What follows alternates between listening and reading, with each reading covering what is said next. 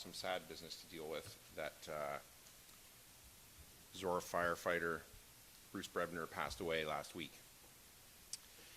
And I'll leave the details to the chief on Bruce and his service to the community. But I would just start off by saying that I've said many times, and Margaret did before, that we're all able to sleep better at night. We're all able to run away from danger because our firefighters run towards it and give us that privilege. And Bruce served for a long time in the community and did that. And we're all better for his decades of work, keeping his community safe.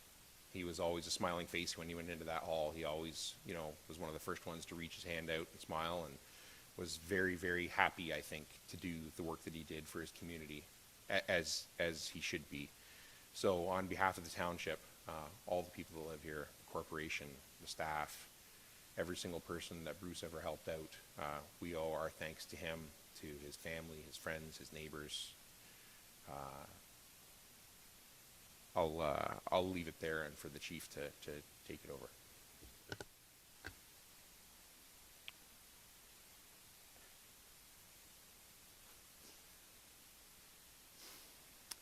It's with deep regret that I share the passing of Zorra firefighter Bruce Brebner of the Tempsford Station, who lost his life in the line of duty due to an occupational illness. Bruce began his time with Zorra Fire as a member of Tempsford Fire Department January of 1982. Bruce served more than 40 years as a firefighter in this community, joining the department in his late 20s. I attempted to gather some information to assist all in understanding what this time looks like. In the last 10 years, Bruce attended 333 emergency scenes and responded to 584 times for calls for help in his community. In addition to this, Bruce also attended 482 training sessions in that same 10-year span. Bruce attended everything. As I worked to gather my thoughts, I scrolled back through some of my email communications with Bruce. The majority of what was in there were things like, "I'm in, I'll be attending, I'll be there both dates." And my favorite reply, "I'm willing to help anyone, anytime." This past year, we hosted our annual recruit training night for the county, and without fail, Bruce was there to support. He was one of the first to arrive and spent the evening patrolling the fire grounds and working with new firefighters from across the region one-on-one to share his knowledge, his expertise, and his passion for the fire service. On the Friday evening, he found the firefighters that didn't have their helmet on just right or their coat zipped up, and explained why they were the most important person on the fire scene and must take care of themselves, the small details to ensure that they go home safe. On Saturday, he was our pump operator. In a cold winter wind, he would stand bundled up, ensuring the new recruits had safe working pressures and had a positive learning experience. Each year I asked if others would wish to take on this role, as it was truly a lonely and awful job, and Bruce just wouldn't allow it. He did it with a smile and found ways to mentor those that walked past and checked in on him throughout the day. In training, Bruce always knew just what you needed and was at your side in a way that left you feeling better after only a short conversation. On the fire scene, he led with compassion and empathy. He was always looking out for those that were in crisis and providing care and support. Bruce was dedicated and courageous. Bruce embodied what it is to be part of the fire family and was the kind of person that would do anything for you and help anyone along the way. Bruce served his community with distinction and in the end made the ultimate sacrifice. Thank you for giving your life to the community. Evelyn, Tyler, and Tamara, thank you for sharing him with us. I'll finish with the fireman's prayer. When I am called to duty, God, wherever flames may rage, give me strength to save some life, whatever be its age. Help me embrace a little child before it's too late, or save an older person from the horror of that fate. Enable me to be alert to the weakest shout, and quickly and efficiently to put the fire out. I want to fill my calling and to give the best in me, to guard my every neighbor and protect his property. And if according to my fate I am to lose my life, please bless with your protecting hand my family and my wife.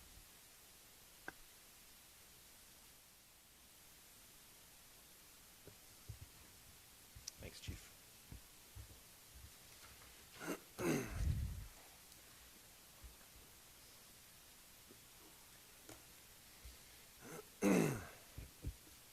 Next item of business is adoption of the agenda.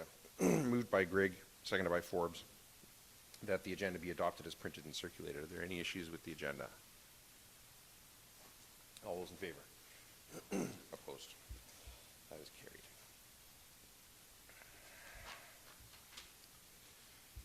And are there any declarations of pecuniary interest or the general nature thereof? Not seeing any. Minutes. Moved by Forbes, seconded by Grigg, that the minutes of the October 19th, 2022 council meeting be adopted as printed and circulated. Are there any issues with those minutes? All those in favor? Opposed? That is carried.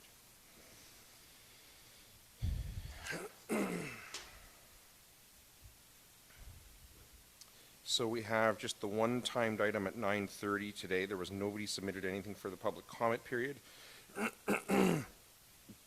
So until we get to the 9:30 delegation, we'll go ahead to departmental reports. And we're going to skip around a little bit based on who is available. So I think that's going to be you, Matt. So 8.2A Recreation Department Report 2022-181 from the Director of Recreation and Facilities regarding monthly recreation report for October 2022. Is there anything you want to highlight for Council, Matt? Not this time. Thank you. Questions from Council on that report? Yes, Matt. BD room, huge increase from 2021 to this year, 15 to 2. Is that primarily because of the lifting of the COVID restrictions, or are there other factors involved? We are starting to see more regular use from some community groups in that hall now, like with weekly or monthly bookings, as well as from our partners. So that's kind of the increase.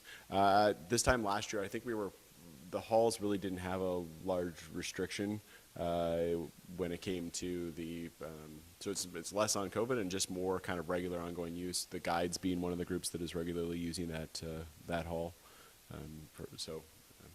Thankfully we have those community groups uptake in there. Well, that's good that the usage will be more ongoing probably than if it was all COVID related. So thanks for the answer. Anyone else on that report? Katie? It's related enough that I'll just mention it now.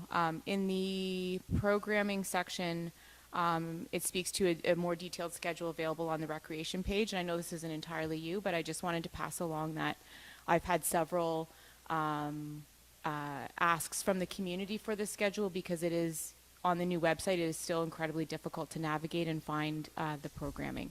If you click on recreation, it takes you to tell you about the ice allocation policy, but it takes quite a few layers to get through to find the actual schedule. The schedule has been updated on the webpage within the last week, added in a couple locations, and we're going to look at asking our web developer or our kind of full admin person to change our landing page actually of the web page for recreation to be the arenas, community centers, and parks page. So basically the first thing you'll land on is that, and then right along the side of that will be a tab that says if you want to book there's multiple tabs. It will be book a facility, recreation programs are right there. So it's kind of all nicely in one page. So just trying to make it so less clicks, quickest info, the questions we get most often, which is hall and arena information and program information. So. Anyone else on that report? Moved by Forbes, seconded by Grigg, that report 2022-181 from the Director of Recreation and Facilities be received and filed for information purposes only. All those in favor? Opposed? That is carried. And report 2022-177 from the Director of Recreation and Facilities regarding playground replacement strategy. Matt, is there anything you want to highlight in that one? So this is a report coming back from a motion from council, and really this detail that provided here gives both the background of kind of where we are currently with our playgrounds, the future plans for us, and kind of a bit more detail on what we're looking to construct. These plans were already inside the capital budget. The funds were there as far as when we had our 5-year capital plan last year, as we developed our 10-year capital plan going forward. So hopefully this gives some more detail on the strategy and what we would be constructing, so that ahead of budget, council could be briefed on that. Questions for Matt on that report? Katie? Really quick before we get started, I believe there's a typo on the date, but I just wanted to confirm with you with the replacement schedule. Community Center Park in Embro, full replacement in 2024. Should that read 26 or 27? 26, I believe, on that one. You are correct, that is a typo. Okay. Can I proceed to my next question? That was just a clarification. So my next question is, thank you for this report. It does provide a lot of information that I had no idea about. One of the interesting things to me is how quickly they were all built in the past, which is now putting this pressure on all of this replacement sort of all at once. They're all coming up to expiry around the same time. In looking at the information included about our existing structures, there shows that the age range for what we currently have includes both just the 5 to 12 year age range as well as the 18-month to 12 year. In the replacement strategy for all of the replacements, it just says 5 to 12 years. So I just wondering what we're doing for that 18-month to 5-year age range in our parks. Yeah, so with the CSA standard and kind of how I tried to outline it in the report, there is two where there's in a third, a sense, a hybrid age range, which is the 18 months to 5 years old, 5 years old to 12, and then you can do a hybrid where you'll have amenities for both on the same site. So a lot of our current playgrounds are a hybrid model in the sense that the main play structure does have labeling and is designed for 5 to 12, but there's spring toys and some other items that are around the playground that kind of give it that hybrid. There is they are designed for that 18-month to 5-year-old range. So although ours are this hybrid kind of in between, they primarily are for 5 to 12 currently. I do want to look at it incorporating kind of independent play items on those sites, so we'd continue to have the both the younger section and the older section covered on the replacement ones, but the primary structures would be designed for 5 to 12. When we have gone and put in a 18 month to 5-year-old structure in the past, we've been met with resistance from the community because a large portion of the park visitors don't feel it kind of best suits their children. They want something that's a bit more challenging, and even in that kind of when you get a child that's about 2 years old and older, they're most likely going to gravitate towards a 5 to 12-year-old section of the larger play structure, the thing that stands taller and has more climbing kind of challenges. So we'll look to continue with the 5 to 12, but with some independent play items on there that would be suitable for 18 to 5 years old. I have a follow-up. So like the Tempsford South Lions Park, so that equipment, like a 2-year-old can navigate those stairs, can climb up, can go down a slide. The North Park, 2-year-old cannot climb up the rock climbing wall to a high platform and go down a slide. So when in the report where it's classifying the North Park as 5 to 12, I understand the primary play structure to have that 5 to 12 function. The play structure itself in South Lions Park, would that not be 18-month to 12-year, or is the 18-month to 12-year factoring in, say, the climbing dome or other pieces at that park? Like, I understand what you're saying about the 18-month to 5-year not being a good fit in the community, but having that 18-month to 12-year seems to be what it is that we have in that primary play structure at the one park in Tempsford that then better appeals to certain sectors of the population. Yeah. And I think into future design, when we go out for our RFP on these, when we look at the designs, we'll be including that we want them to be more appealing that way. Yeah, you are right that North Park is very much a standard or kind of standalone platform, and every way to get to it is some method of climbing with 0 stairs. They also doesn't work well with Annex H of the CSA standard, which is the accessibility piece, because there's no stairs that accessibility doesn't mean that there's going to be a ramp to every platform, but accessibility by the standard of CSA means that you're going to have stairs that would have a transfer station, which is often there'll be a stair set, and then beside that stair set is a a secondary spot where you can roll up and transfer over somebody out of a wheelchair or a mobility device onto a platform. So when we incorporate that piece in, we'll get that better integration of the 2-year-old, 3-year-old, that they have that ability to walk up a set of stairs without having that kind of a large central structure that just is only accessible by climbing.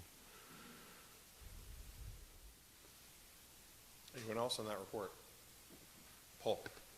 Yeah, just one question, Matt. And the new subdivisions, the Kingwood subdivision and the ones that are being developed on Banner Road, is there any plans for playgrounds or any requirement for playgrounds in those two areas of the town of Thamesford? The current plan for this 10-year capital does not include inclusion of new playgrounds in those future developments or new residential developments. That is something that I kind of tried to outline, the fact that it's best if we can work with developers to negotiate some sort of structure that would be done at the time of substantial completion of the subdivision, or that it might be in the subdivision agreement. And the reason being is when we look at the total cost of what we're proposing over the next 10 years, I'm cognizant of the fact that we're trying to do this by providing the best service for our residents, but also not by hitting them hard with tax revenue. So to have a new development happen, have a new park in there, but to have $100,000, say, of tax funding go into a playground, that's my preferred strategy, is to try and work with the developers to provide that. It also provides the developer an opportunity to, with an early playground structure being put in there, that they don't have to wait till our capital plan allows it, then the marketability of their homes in that community is much better also for them. So it is something we were exploring as we work through some of the planning development of these new developments. Thank you, Matt. Anyone else on this report? I will read the motion then. Moved by Grigg, seconded by Mitchell, that council receive and file report 2022-177 regarding Zorra Playground replacement strategy, and that staff prepare a follow-up report to include 1, more detail in what can be expected from a primary play structure, including size function comparison to what we currently have in each park, including sample concept images. 2, adjustments to the plans to include an 18 months to 12-year structure in both Thamesford and Embro. 3, further details on approach to accessibility components, and that plans for consultation be included to ensure adequate function of accessibility features, and that the visual for each playground upgrade be provided with the capital budget for the upcoming calendar year as part of capital budget deliberations. Katie, as the mover, do you want to speak to that? Yes, please. So I think in asking for this report, there was a lot of kind of unknown about what was happening with playground replacement, and it was something that I've definitely been hearing a lot of feedback from the community, both in Thamesford and Embro. And so our role here in these chairs, besides the policy making, is approving the budget, which then allows for staff to do this work on the behalf of the community. So in approving a budget, and not having a good understanding of what these dollar values equate in terms of actual equipment implemented, I thought it was a good idea to get a better understanding. The report here, I think, provides some really helpful information and understanding some of the background of what we have and what the plans are. What I think a little bit is still lacking for me is an understanding of what we're going to end up with in terms of that budget amount. And what I'm really trying to avoid is spending $95,000 on something that's kind of what we want, but not quite there, when additional $20,000 or $30,000 maybe could have achieved better for the parks. Once the budget is passed, then I know staff's hands are tied in terms of what they can order. And if they pull up that catalog and those prices are higher than what was anticipated to achieve what we're looking to achieve, then that's going to restrict the positive outcome for the community. So there's a few different pieces to this motion. The report gives very specific, there's a climbing wall, there's 2 slides, one's twisty, there's this many square feet for this feature. In the replacement strategy, it speaks to a primary play structure, and I'm interested to have a better understanding if it's a comparable, would accommodate a comparable number of play, and that we're not downsizing where, say, 12 kids can play on this one, but only 7 are playing on the next one. I think some sample imaging, I understand that what we end up getting may be a bit different, but a better understanding of what it is would be helpful for council in terms of budget deliberations, but also for the public. I do see so much value in that South Lions Park playground equipment because of the ability for kids of all ages to be able to play on it. So I want to make sure that the primary playground structures, at least in each of our predominant communities, have something that's easy to navigate for 18 months through to 12 years old.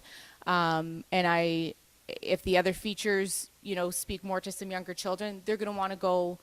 If the big kids are going up and going down, they want to go up and go down. And if there's something small for them on the side, that's not going to be enough.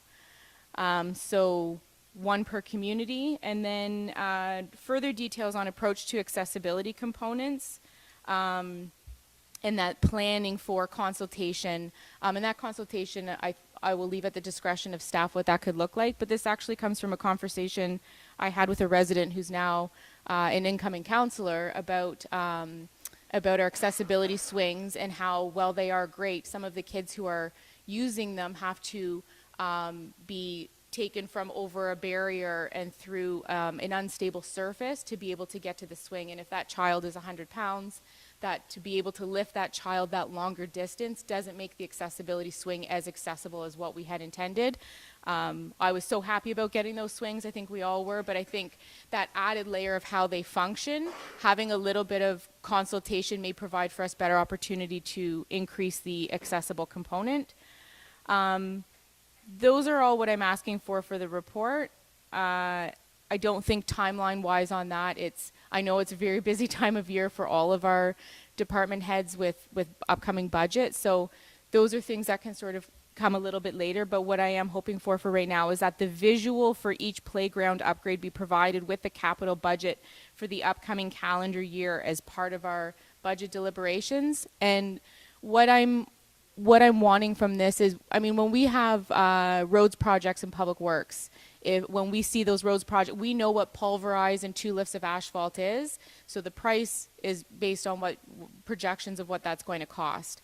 When we're building the ZMF, we're seeing extensive drawings and details about what's involved. And I think, this project is sort of fitting somewhere in between, where we know a playground is a playground, but the details of our playgrounds definitely matter to our community members. And I think having a better idea of what that's going to look like is going to be better for council to be more informed, better for the community to have access to provide input if they want.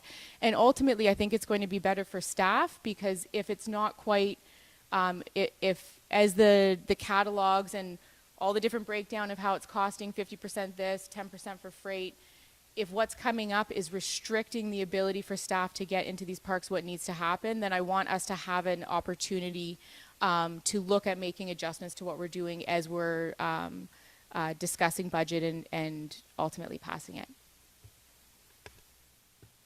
Paul is the seconder. I will admit that of all the areas that we're responsible for, recreation in general and playgrounds in particular are the area that I know the least of, partly because of where I live, partly because my kids are well beyond playground usage age. Katie did take me for a 2-hour tour a few weeks ago through the playground, so I do have a bit more of understanding of what we have and especially her concerns about where we're going in the future. I did appreciate the information that was included in this report. I think it's a good starting point. A few things that I picked out of it was that it appears that our park system was all developed within about a 2-year period, and as a result, we have a relatively short time frame to reinvigorate them and bring them up to new standards and replace equipment that's worn out. And that obviously puts a strain on our budget. And the one thing I liked near the bottom of the report, a comment I picked out, was the under the design trends, it talked about less supervised, higher risk activities, and I think that's important, that if we're going to make these playgrounds attractive to kids in the 9 to 12-year-old age, that there is some level of challenge to them. So I think, as I said, this is a good starting point. What worked in this term when we were developing our plans for major capital expenditures on the ZMF and then later on the ZMC was that council would come up with a list of requests for a report from staff, and Don's fully aware of what happened next was when he come back with a report, we would say we liked that part. Now we've got some more questions, please come back with another report. And we would keep asking for more reports until we felt that we were comfortable with that we had enough information to make informed decisions. And I think in both those cases the process worked really well. So now it's your turn, Matt, and I think over the next few months, and we're not going to get into a process of we want a report so we can get another report, so we can have another report and delay this whole process. What we want the reports for is so that we can do what we did on previous decisions and have enough information that we're comfortable proceeding with significant dollar expenditures. So that's why I'm supporting Katie's motion to ask for some more information, and I look forward to some significant improvements in the parks and the playground systems that we have in the township. Anyone else want to speak to that motion? Question, Matt. This says in the motion, the visual for each playground upgrade be provided with the capital budget. Is that going to be possible, or to some extent is that going to mean that before the budget is even approved that you can buy these, you would have to virtually spec it out and source it in order to provide us with a visual? Or would we just, and I guess then this would maybe potentially be a question for the mover and the seconder then, or would a sample image, which could be a loaded thing too, a sample image be put up that says it would look something like this for the budget amount that's in there? That's my concern, is are we basically asking you to design this thing, source it, so that we can see an image of it before we actually give you the money to go and source it? And It is a challenge where we look at a lot of, whether it be a building where we've fully engineered the building for a tender document, or if it's a more prescribed item like a roadway where there's kind of design standards that lay out how that much of that will happen. Playgrounds are kind of a bit more like a art installation where they're kind of a bit different in each location. That's why I like using the RFP model for their purchase versus a tender, much like we did with the Embro splash pad last year. Gives the companies an opportunity to give us kind of within our budget the best kind of concept, and then after that we can work if we want to tweak little items here or there before we kind of sign the final contract. The timing of it becomes a little more difficult in the sense that we could provide a sample image of some things that could be constructed for the given budget. It is a challenge that if we present an image to the community which they like and then the final one's different, or it's a challenge, but something we can do. I can work with the companies to kind of give some concept designs. I'll have to work on how we do that without kind of entering an early RFP, without kind of having, I don't want to leave companies sitting for months where they've given us an RFP and a design, and then we have to go through our both council and public consult process that would kind of end up being months in between those two. We want to be able to answer them quickly, who we're awarding that work to. A challenge I think we can work with. It's just something a new process to figure out. thanks, Matt. Katie? I'd like to propose an amendment to my motion that ahead of visual, that it says, and that the draft visual for each playground be provided.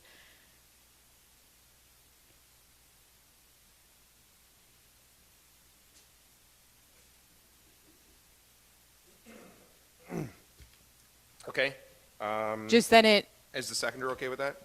We'll do it as a quick and dirty, friendly amendment, which we can talk about later. Okay. You know how I roll. Anybody else on the motion on the floor? I'll read it again and call the question. Moved by Grigg, seconded by Mitchell, that council receive and file report 2022-177 regarding Zorra Playground replacement strategy, and that staff prepare a follow-up report to include 1. More detail on what can be expected from a primary play structure, including size, function, comparison to what we currently have in each park, including sample concept images. 2. Adjustments to the plans to include a 18 months to 12-year structure in both Temsford and Embro. 3. Further details on approach to accessibility components, and that plans for consultation be included to ensure adequate function of accessibility features, and that the draft visual for each playground upgrade be provided with the capital budget for the upcoming calendar year as part of capital budget deliberations. All those in favor? Opposed? That is carried. Okay. Thank you. And we're at 9:30, so we will go to delegations. There he is. Jason Verma, President, Multisport Canada Productions Incorporated, Lakeside Triathlon. And No problem. you're all set up? I am, thank you. So I will turn it over to you. Well, thank you very much, Mayor Ryan and members of council, for allowing me to come and speak to you today. I wanted to sort of separate my remarks into 3 sections, a little bit of background on the event and our group, an apology, of course, for some of the oversights surrounding this year's event, and then hopefully the third part of conversation about how we move forward to what would be the 20th anniversary of the event in 2023.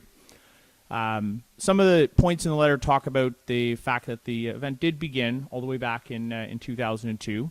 I was fortunate actually to be a participant in that event, as well as to help out with the kids triathlon that year, and that's one of the things that got me involved in race organization and has sort of brought me to the point where now I'm the sort of lead organizer of the event. We produce a fair number of other events around the province, and one of the challenges that our, I guess, industry faced through the 2 years of COVID was no events. So most of our staff was unfortunately let go, and much of the burden of the organizing the event fell back to me.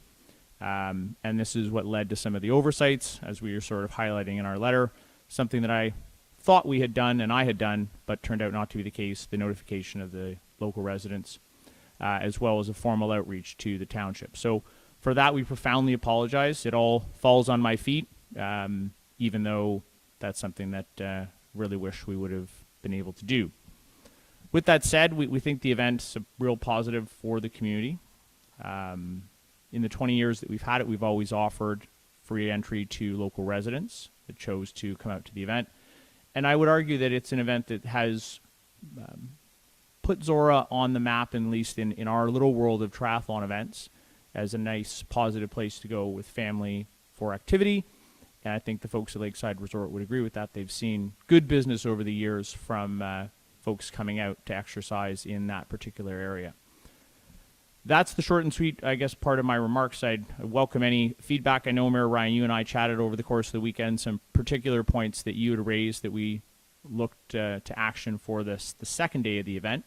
We did have a fair number of new staff out, to be perfectly frank, at the event as we're sort of rebuilding our collective expertise, and some of those oversights on the day were related to some folks doing this for the first time, and best as I could to guide them. I'm not everywhere at all points of our event.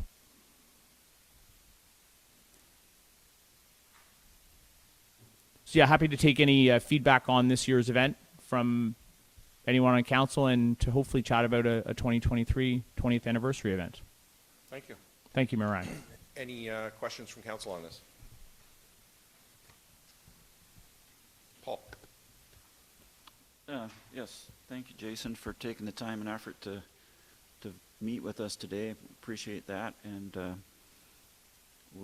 think all of us understand the challenges that your organization faced over the last 2 years due to the COVID restrictions, and many businesses had to lose staff and kind of reboot on the run over this last summer. 2 questions. In this summer, according to your website, you held triathlons in Gravenhurst, Welland, Bracebridge, Kingston, Barrie, Toronto Islands, and Wasaga Beach prior to the Lakeside Triathlon. So did you notify any of those municipalities of what was going on? And Yeah, yes, most definitely. And one of the, I would say, structural differences between these events and those is that we use a municipal facility at each of those events and engage in a very lengthy special event process. I'll give you a good example. My hometown of Barrie, we host 2 events there, and they have a rather elaborate special event process that we go through. And I would suggest that that's one of the chief reasons for the oversight on our part, was that most of our dealings were with Lakeside Resort and the Wallace family for our organization of the event. And it sounds like a cheap excuse, but I think that, yes, we do work with all of those municipalities in a fair bit of detail. So in Zorra Township, Lakeside, you're using a combination, is that you're using the resort facilities, but you're also using the township and county facilities Most because definitely. of the road. Much of what you do takes place on our roads. Most definitely. And that was like I said, the profound oversight on my part in planning this year's event. Okay. And my other question is, it's noted in there in the previous years you've forwarded a letter to township, and our staff has sent that letter on to local residents at your expense. So does that, I expect that expense includes postage, but does it also include such things as printing envelopes and our staff time to do this? I could speak to the printing cost. That's something that we end up bearing. So we produce the letters and have sent them to the township office. I can't speak to how the staffing time is accounted for, but the postage, and I can't speak to how the postage was handled. Maybe I can redirect that to staff for how much time is involved and whether we're compensated in any way for that. So we haven't previously charged for staff time. We just put the letters through the postage. It's a fairly quick process, so we've never charged back. So staff time is fairly insignificant. Right. Okay, thank you. Yeah, and it's my intention, I've done a little bit more research on this because of this oversight, to understand the rural routes and the mailings and which post office does, and I'm on my way up to St. Mary's for the distribution of these today. So I'll know a little bit more about the cost and the time, and I could happily forward that to you in terms of like what is the postage cost in this day and age to do 600 odd letters to that RR, portions of that RR. Any other questions? No, that's it. Thank you for the responses. Anyone else? Question then for staff. We have a special event policy. Would that be an appropriate mechanism to I don't want to over-formalize it, but to deal with some of the issues? We would welcome that. Yeah. Yes, yeah, it is our plan to use that going forward for this event. So a follow-up question then, in terms of timeline to make that actually constructive and not just simply a filling out of a form and a checking a box, but to make it constructive for staff, residents, and the event operator. I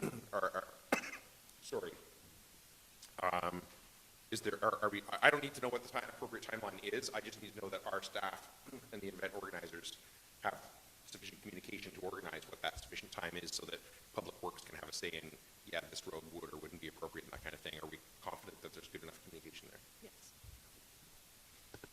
Yes. Anyone else? Katie? I don't have a question, just a comment. And I mean, I definitely don't hear direct from Lakeside residents about, the oversight and the impact here. But I represent the area of Tempsford, and I know over the years there's quite a few families from the village and also around the municipality that participate in this event and have had a lot of great opportunities to have their kids do a triathlon in their own backyard, and that it definitely introduced them to the Lakeside area, where now they go for day use in the summer to enjoy. So I think I didn't know Lakeside existed until friends of mine posted pictures of their children participating in this triathlon. So I appreciate, stuff happens. I appreciate your letter. I appreciate your time. But beyond that, I also appreciate that this is something that is offered here. It's a benefit to you and to the people who like to participate in these kind of things. But the other side of it is a benefit too, and something that Zorra residents do enjoy. So thank you very much. Thank you. Anyone else? I will read the motion then. Moved by Forbes, seconded by Grigg, that item 7A, delegation from Jason Verma, President, Multisport Canada Productions Incorporated, be received for information purposes only. Does anybody wish to speak to that? I guess I will just make a brief comment then that, on the weekend of the event, and I, as most of you know, I live just kind of around the corner, around the country corner anyway, from the event. On the weekend of the event, I got a lot of complaints from a lot of residents, and some of those people were people who had never had an issue with the event before. In particular, I got complaints from businesses that felt that, I didn't have notification. I could have planned around it. I've planned around it other years. This year, I couldn't. On the other hand, to your point, one of the businesses in Lakeside is where I get my hair cut, right in the village. They can't have customers on that day every year. On the other hand, their entire family has participated in the event some years. So I think there's pros and cons to everything anybody does in any community. I think the main thing is I would suggest, is to take advantage of Zorra's excellent staff, the policy that we have in place, and mitigate as much as possible the cons. Yes. Because there are definitely pros to it. A lot of people, as you well know, a lot of people in the village of Lakeside and surrounding area go out and participate in the event and love it. So I think if it was to go back to the model, the pre-COVID model of advanced notification, collaboration with township staff to ensure that everything is done properly, I think it has the potential to be a positive event and go on to another 20 years after this. And that is our norm. And again, this was a gross oversight Yep. on my part. And Mayor Ryan, your feedback on the weekend was warmly accepted. Just the technical little aspects of our events, it's spread over such a large area. As the planner, you can't be in all places concurrently watching everything happen live. So getting feedback from people with a sharp and keen eye for just about anything is something we warmly embrace, and that's part of our ethos as a company. Well, and I think that's why I suggest our staff are familiar with events like this, not only in Lakeside, but in Embro, in Thamesford. They have contact with staff at the county and other area municipalities, and they have a lot of insights into these things that can be brought to it to be preventive in nature. Hey, we've never had this issue before, but this event in this other community, I heard about it, let's take steps to prevent that. That's why I think the communication with the township, but also advanced enough that there is in fact time to identify and react to potential issues is the key thing. So that's all I would say. Anybody else before I call the question? All those in favor? Opposed? That is carried. Thank you. Thanks very much. Thank you. So back to monthly reports from departments, and 8.1 Fire Department. You're good to go, Chief. A report 2022-176 from the Fire Chief regarding monthly fire report for October. Anything you want to highlight for council? A couple things. When it rains, it pours. Metal Fab called this week and asked if I would take a trip out to New Brunswick to check on the truck, and so I've deferred that to next week. That'll be final inspection. It's passed its ULC testing, and then it'll be due to arrive here for safety and hopefully in service before the end of the year. Certainly before the end of the year, but just it's coming along, so that's exciting. I've included the Tillsonburg Fire Dispatch. We've had conversations with them, and there's an agreement that's being circulated between the 5 rural municipalities at this time. Southwest Oxford approved it yesterday, and I've asked that council authorize it to be done here. I do want to note that costs won't exceed more than the current agreement. However, there will be costs to move the services from Woodstock to Tillsonburg, and that'll be shared between the 5 municipalities in terms of equipment. I wanted to highlight that Fire Safety Week was in the month of October,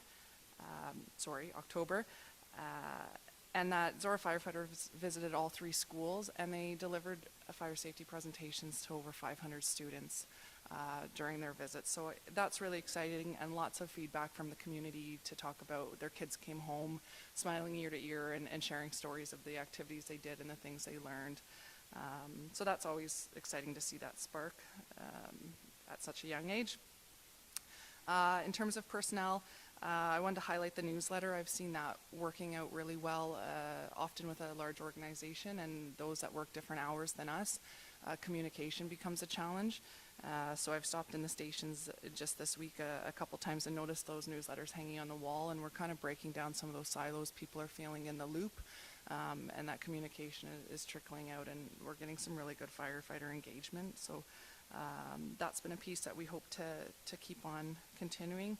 All of our firefighters completed their medical delegation. We had postponed from February in COVID, so normally we do it in the spring. We were delayed this year, and we'll pick back up in the winter months. It helps offset some of our rural firefighters and their farm schedules, so we'll go again in February. And then I just also wanted to kind of do a bit of a shout out to our new training officer, Brian Statzer. He was hired as a training officer. I think I shared that in our last report, and he hosted a multi-station training as his first training session. And we joke that we threw him under the bus, literally, but he did a mass casualty incident with a bus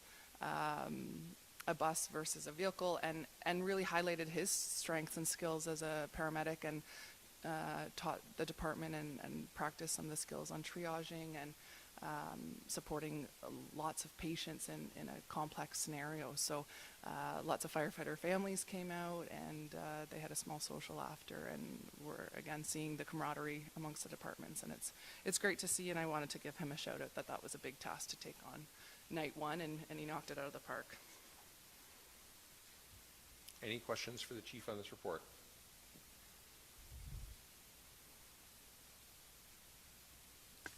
All right.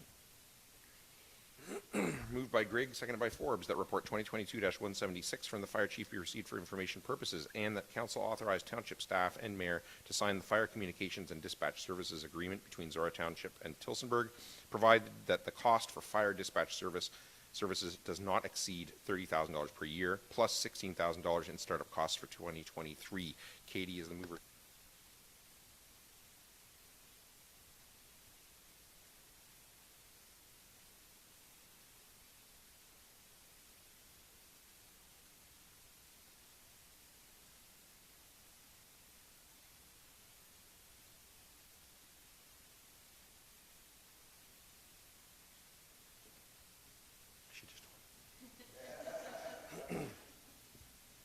And 8.1B, report 2022-168 from the fire chief regarding Camp Molly proposal 2023 Zorra host. Chief, is there anything you want to highlight in that?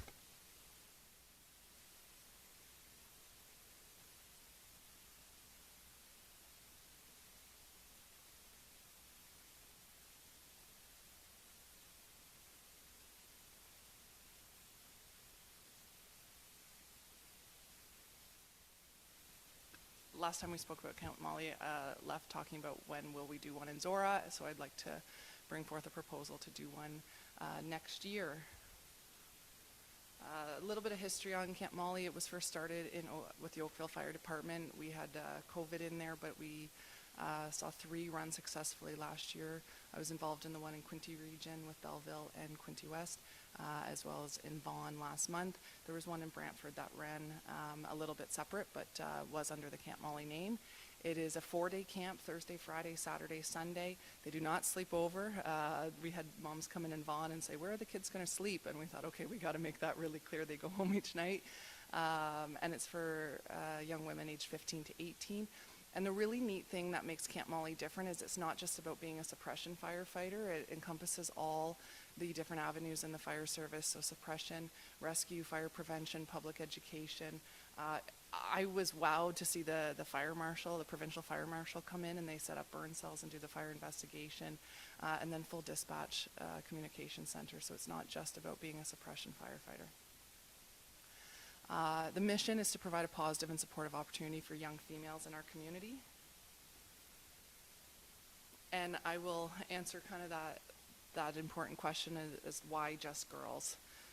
So all youth, regardless of gender, absolutely deserve to thrive. But and I applaud other campaigns and other camps such as this that work to support boys, but this one is specific to empowering young women. Couple statistics up there. In grade 6, 36% of young girls say that they feel self-confident. By grade 10, we see that number drop significantly down to 14%. These results were pre-COVID and were from the Women's Foundation study in Canada. We look at one of the best ways to help develop confidence, and that's through mentorship. And those that feel very confident talk about having a mentor in their youth, making an impact. When girls are resilient, they can recover from crisis more quickly, they can improve their mental health, and that resilience flows from that confidence, that connection, and that critical thinking, and those are things that all happen at Camp Molly. One of the best ways to develop that confidence is through mentorship. And according to this foundation study, through their program, parents reported that programs that help their daughters become more confident, less shy, and more physically active, 95% of them felt a stronger sense of belonging, 94% said they had a better critical thinking skills, and 93% said they felt more confident. Best of all, they felt better about being a girl.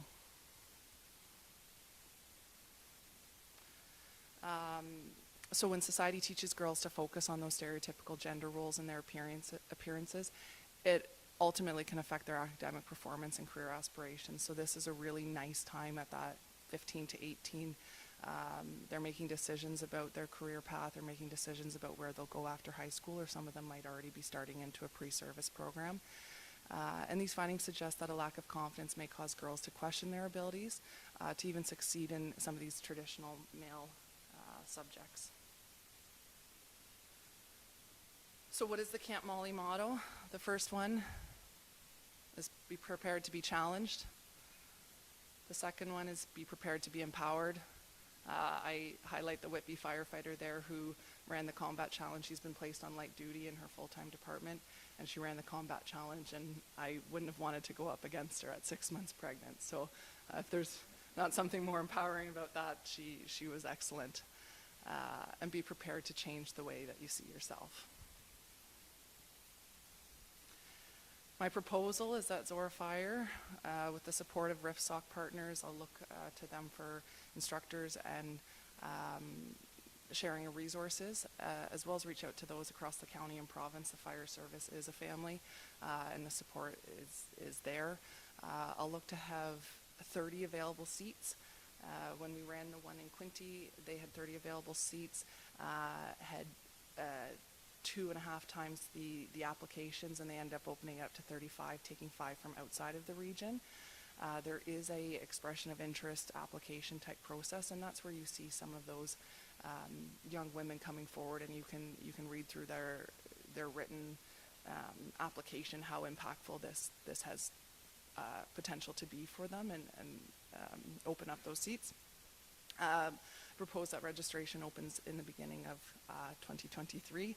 And the camp will take place June 1st to 4th, a Thursday through Sunday, mainly out of the Tempsford Fire Station, and I've had conversations with the Ingersoll Fire Department about using some of their training ground as well. If approved, we'll commence a sponsorship campaign, and the goal of the camp is to be no cost for the participants. Each participant receives, most actually get 2 t-shirts so that they don't have to wear a dirty shirt or be worrying about getting home and doing laundry each night. And then they receive a black shirt for graduation, so they have a sense of uniform when they're graduating, a hat, and lots of other kind of fire swag items that go along with it. And they're also provided lunch each day. The really neat thing, there's nothing more that feels like you don't belong somewhere than wearing gear that doesn't fit or is too big or too small, or some hand-me-down from somewhere, or boots that are flippers. So everyone's custom fitted with safety gear, so a full set of bunker gear, helmet, gloves. I've never seen so many extra small gloves, but they exist, and we have a full kit of them now. So small boots and helmets and gloves, and even the helmets with the visors inside for girls that wear glasses and can't have the safety glasses. We're starting to think of all those things that make it special. So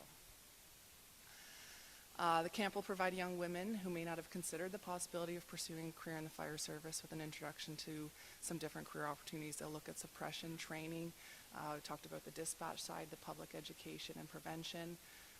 The investigation, selfishly, math and science geek, I wish I knew fire investigation existed when I was a 15-year-old girl, because I might not have become a physics teacher before a fire chief. And then the public information and media relations side as well. Full roster, we won't go light on it. We will try and round out everything The other departments that have run this are full-time big city municipalities, but I have no doubt that Zorra could provide a similar experience, even looking at some of the medical side of things and the patient care, getting the different props, doing a full auto extrication scenario as well. And then last, we'll wrap up with a combat challenge. So this is traditionally something that's competed around the province, the country, the world. 5 different skills. They do a tower climb. They do the Kaiser machine, which you can see in the top middle. It's hitting a weight with a sledge. They do a dummy drag, a hose advance, and a hose hoist to that balcony. So we would be able to simulate something similar. And traditionally, you compete as an individual or as a partner, but the girls compete as a team, and they divide and conquer and work together to accomplish a pretty difficult task. And it's neat to see them cheer each other off and become family in just a few short days of working together. And then last, we celebrate it with a graduation. So the girls are piped in, chief, council, mayor speak, and really recognize and celebrate what those girls have accomplished over the short time. And ultimately, the goal is to show that the fire service will no longer be considered a non-traditional career for females.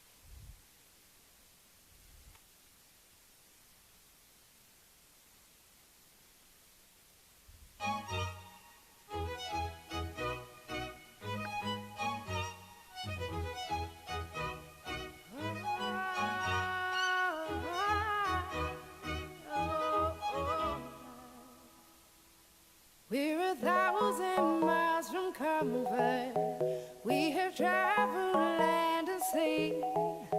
But as long as you are with me, there's no place I'd rather be. I would away forever, exalted in the sea. As long as I am with you, my heart continues to beat. With every step we take, Kyoto to the bay, strolling so casually. We're different and the same, gave you another name, switch up the batteries. If you gave me a chance, I would take it. It's a shot in the dark, but I'll make it. Knowing the little heart, you can't shame me. When I am with you, there's no place I'd rather be. No, no, no, no place I'd rather be. No, no, no, no, no place I'd rather be. No, no, no, no, no place I'd rather be. When I am with you, there's no place I'd rather be.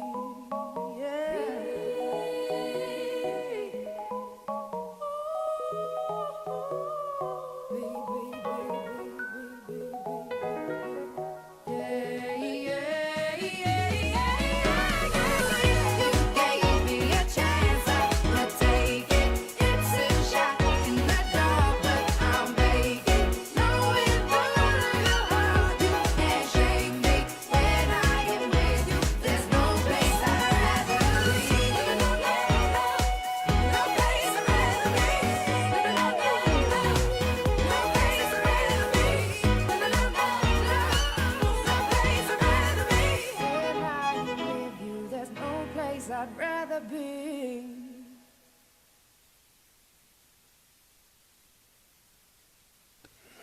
Questions for the chief? Paul? 2 questions. What area are you going to recruit from, and who gets priority for attendance? I look at some of these bigger municipalities that we ran it in, and they've gathered 30 young women. When we were up in Vaughan, they only were successful in gathering 16 girls for the camp. So I'm cognizant of we're a very small municipality, and will I be able to gather a full camp? I'm open to having it available to girls across the county. I would like to give priority to Zorra Township residents. But I would like it to be an experience. If we're going to run it, let's fill the spaces. So Zorra Township, open it up to Oxford, and then our neighboring municipalities, if there are girls that are expressing that this would be a really good opportunity for them, I think we invite them to come along. And the other question is, are there any other Camp Mollies planned for southwestern Ontario? Yeah, so there's been a board of directors formed to really kind of spearhead this, and reality is I can't go to Quinte and Vaughan and Zorra and Brantford and be everywhere as much as I would love to take part of this on all my weekends. So a board of directors is formed to look at how do we do these across the province but not tie up everyone's resources. We're looking to have 5 to 6 next year in 2023. Quinte, Vaughan, my hope is Zorra, Brantford, Fort Erie is looking at one as well, and then we'll see if there's another municipality that comes on board. Anyone else? Ron? I just think this is a great program, and it's started for all the right reasons, and there's the skills and everything that all the young people, the young women were learning there was great. I do have a concern as this goes forward into the future, and I hope you take this into consideration, that it must include all youth. I can't get past that. That we've started for a reason. We identified a problem. The girls are underrepresented, and they need those opportunities. But there is a whole lot of opportunities in those videos. There's a large segment of our society that don't get those opportunities. And I think it's very important to go forward in the future and look at expanding the program. Anyone else? So I would add to that. I would assume that you mean other less included groups in our society, like people of color and people who are All youth.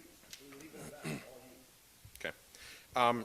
Okay. I think I'm fully supportive of this. I would say please look for opportunities to come back to council for other ways that we can support and encourage this. Our township brand is literally doing our part. I think that any society that doesn't make use of everybody to do their part is not doing the best that we could do. And when you literally actively or passively discourage half of your population from contributing in every way that they possibly can, at best you're going to be half as good at overcoming your challenges and realizing your opportunities. So whether any of the people who participate in this go on to become firefighters or just opens their eyes to other opportunities, as a society, as a community, we're going to be better off for it. So I think we need to actively encourage people who have not been actively encouraged to do this kind of work before, and hopefully a day comes where we don't need to actively encourage anybody. Everybody feels that they can step forward and do this, and certainly that's the goal of this. So fully supportive of this, and the only suggestion, comment that I have in addition to the excellent report that we have in front of us is look for opportunities to come back to council and say, are there other ways that we can encourage and support this and facilitate it, and whatever ways that would be effective in making it happen. Anybody else? Ron? Just a question. So obviously I think this will be, resolution will be passed. When can applicants start applying? Yeah, I'd like to open applications early January. I think I put a date in that presentation, but I think what I'll do is some school visits and target some of the young women in the community, and even speak with the guidance counselors that are there some youth that would really benefit from an opportunity such as this to grow that self-confidence and feel comfortable in their skin. Okay. I don't have a question, so I was just going to speak to it after the motion was written, but it kind of goes with kind of where we are now. It's actually hard for me to talk about into a microphone, and it seems silly.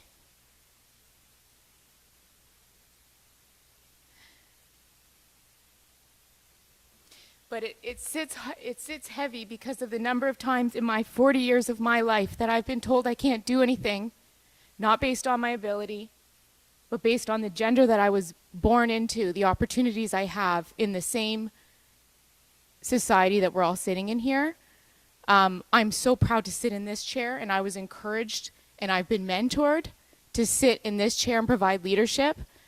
I approached the fire service years ago and was told no.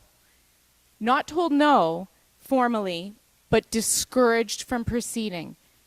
And then I watched Deanna. And then I watched her become our chief. And then I watched her volunteer her weekend.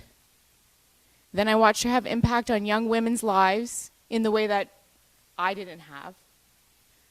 And now I'm watching her bring this to Zorra. I have 2 daughters, and they still are growing up in a world where they are told different things through not necessarily being told it directly, but the messaging is there. So it's difficult for me to talk without my voice cracking, because this is important. We always talk about our incredible fire service. Highly skilled, dedicated individuals who are paid nothing to put their lives on their line, to see horrific things in their own community. And I've asked this question since I started sitting in this chair. How do we sustain this? Like, this is ridiculous that people are still willing to, how? And the fact that whether it is our messaging or not, that young women are not seeing this as an opportunity for them, we are not, when we look at the sustainability of the department, we're not tapping into half of our population the way that we could be. So for that reason, this is just a phenomenal opportunity for the sustainability of the department. But beyond that, thinking about the young women who will have the opportunity to have this mentorship, you put up a long list of things that they could get into. They could be on the fire service, or they could have all these other different careers. I've learned about a lot of careers sitting in this chair that were never exposed to me when I was a little math nerd in high school either, right?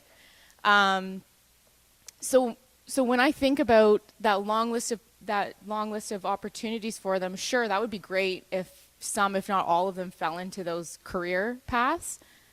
But the other thing is, like, there is no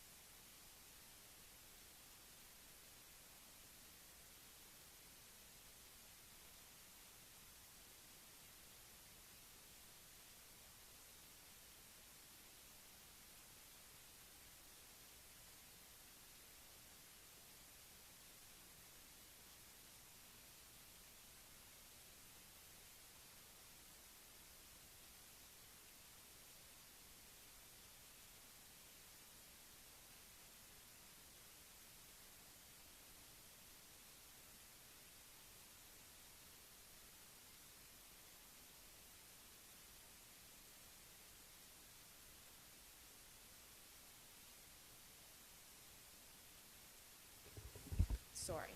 Paul.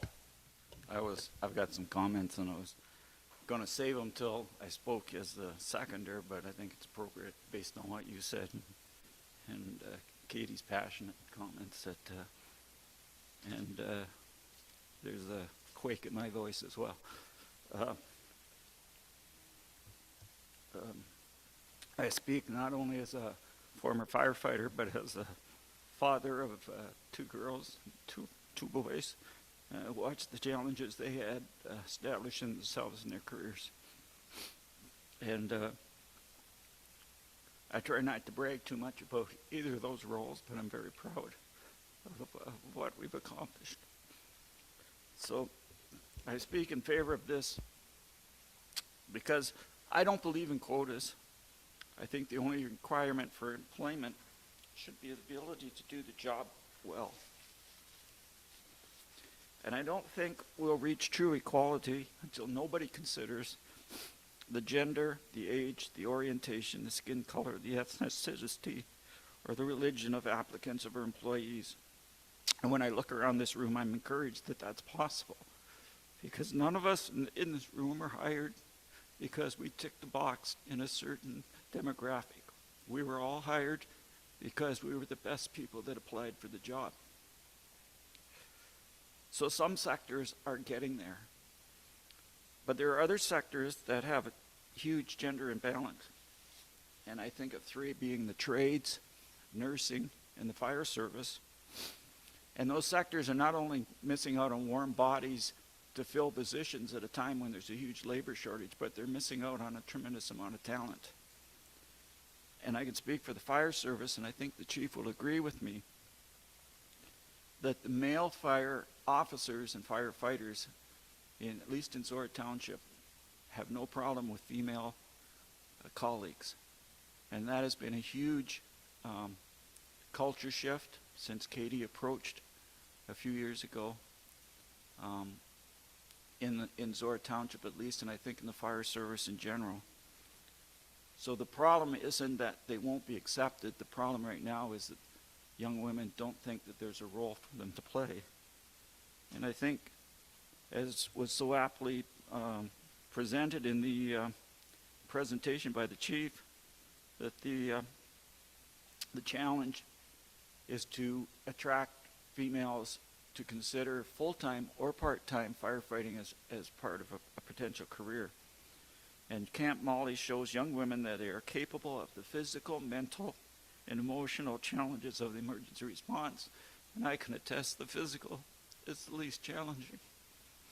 So hopefully, as the mayor said, in another decade, we won't need Camp Mollies, or if there are Camp Mollies, they will be Mollies and Billies. And but right now we do, so I apologize for my motion, but that certainly hits home from several angles, and especially with what we talked about to open up this meeting. Thank you. Anyone else? Moved by Grigg, seconded by Mitchell, that council approve Zorra Township to host a Camp Molly June 1 to 4, 2023. All those in favor? Opposed? That is carried.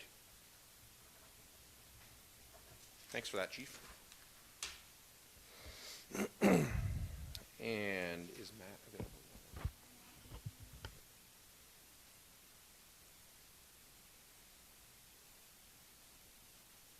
We will go down to 8.4A, Public Works Department.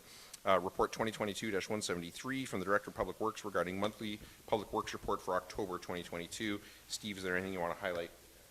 A couple of quick highlights.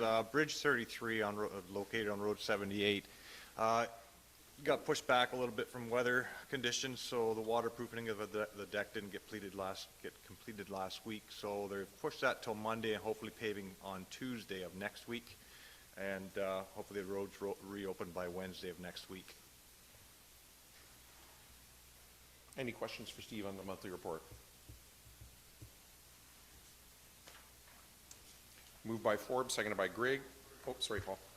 Question, but a comment, and I just want to thank Steve for including those project tracking sheets in your monthly report. I look at those sheets and I get that map that you sent us a few months ago, and I go down and I can see where all these work's being done, the bridges, and I look at the numbers, the budget, and tendered amounts, and I look at those, and what I'm interested in is the TBD number that's going to come out to Yeah, me too. because that's certainly going to influence where we are in our next budget, of how much 100%. money we've got to spend. And I think it's important that this information is out there. Not only, I don't expect that more than a handful of people in the public ever look at this stuff, but it's out there. If they want to look at exactly how much we're spending on roads and bridges and culverts, and if they think that theirs is being neglected, we can easily point out and say, okay, we can fix it, but it's going to cost a lot of money. That road work is not a cheap thing to work on. So I just wanted to thank you, Steve, for including all that information on a monthly basis. Appreciate it. Thank you. Anyone else? Moved by Forbes, seconded by Grigg, that report 2022-173 from the Director of Public Works be received and filed for information purposes only. All those in favor? Opposed? That's carried. And report 2022-174 from the Director of Public Works regarding a construction update of the Zorra Maintenance Facility. Steve, is there anything you want to highlight there? No, nothing to highlight at this time. Questions from council? Same question I've been asking you, Steve, for months, and I just a slightly different version. Any chance of getting into the new shop before Christmas? Well, I sure hope so. I'm not confident that we will. I think the biggest thing we have to worry about right now is with winter control. If we get into winter control season and we have not yet moved in, we'll probably hold off till spring. With winter control, moving to the different location and bringing the Emerald shops together with the Contour shops, there's going to be some route changes, and I don't want to do that midstream in the middle of a winter control season to, sacrifice any maintenance standards. So, if things go as what we're told, deadlines are planned, we may get in there before Christmas, but I'd like to see us in there before Christmas, but my confidence on that is low at this point. Okay, thanks, Steve. My other question is the salt and sand building. It's sitting there. We haven't taken possession of this officially. Can we fill the salt and sand building prior to possession? Yes, actually, asphalt now is all completed. It was finished up on Thursday of last week, and we're just going to allow it some time to cure and harden up before we put any heavy traffic on it. But the plan is to go forward and start filling the week of November 14th and get our sand in for the season. Thanks, Steve. Anyone else on this report? Steve? Just a comment. Don sent out that nice little photo the other day with from the drone, and I gotta say that the finished facility now and with the asphalt down and everything really looks good. Yes, it does. It looks really good. I just wish we were inside of it.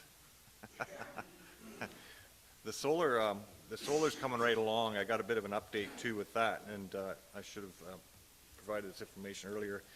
But it's moving right along. All the panels are in place on the roof now. There's some wiring to do inside to the inverters and some work from both from hydro and earth to be completed inside. That's all scheduled within the month of November, and they're hoped to start doing testing on December 1st, the very first part of December. So things are progressing really well with the solar. It's been excellent working with Crescent Ridge on that project. What's the size of that, like in kilowatts? Ooh, good question. I'd have to, yeah. Yeah. Anyone else on this report? Moved by Grigg, seconded by Forbes, that report 2022-174 from the Director of Public Works be received and filed for information purposes only. All those in favor? Opposed? That is carried. I guess the one comment that I would have is, probably not as frustrated as you, but I'm as frustrated as just about anybody else that we're not, in there or about to get in there. But at the same time, this building is going to last 50, 60 years. And in 5 years, never mind, a decade or two, nobody's going to care that whether we got in there in November, December, January. And the most important thing is that, as you pointed out, beautiful building, those beautiful solar panels are going to save us all a fortune, never mind the environment. The most important thing is that it all be done right before we get in. And certainly from my point of view, there's no rush. Let's just do it right, get in when it's time, and get to work on looking after the roads. So, if everybody's good with it, I'm going to suggest that we take a break now, maybe come back in here at 10:30. Rest of the agenda. Everybody's good?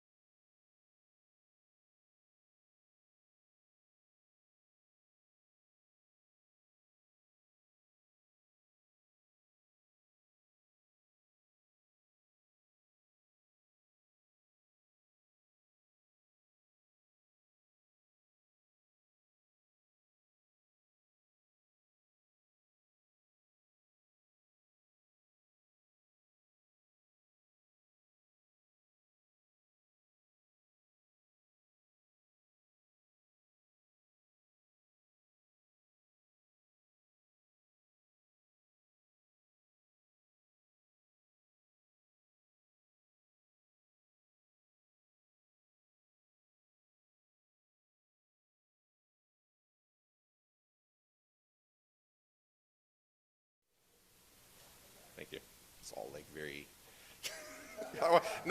next time I want you to do this, okay? Yeah. I'll call the meeting back to order, and we are, we are at 8.5A, Finance Department, Report 2022-175 from the Director of Finance regarding revisions to the 2023 budget schedule. Diane, is there anything you want to highlight in there for council? No, the only thing is that we would be eliminating the special meeting in November and instead adding additional time to the December 21st meeting and beginning at 4 o'clock instead of 6 o'clock. Oh, December 7th? December 7th is the 21st. Yeah, it's the 21st because the 7th is a morning. Yes.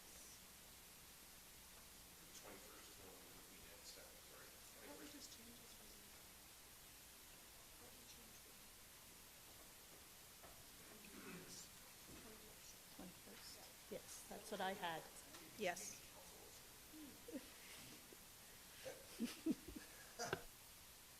That's all. Any questions from council on this report? Not a question, just a comment, and I am disappointed that we won't be getting the budget done as quickly as we had hoped to, but under the circumstances, completely understandable.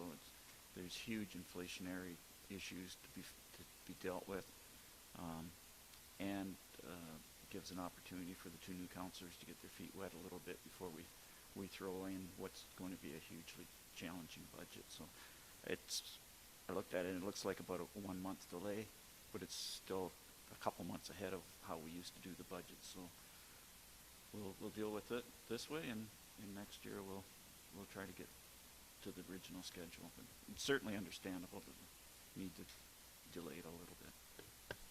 Anyone else? Moved by Mitchell, seconded by McDonald.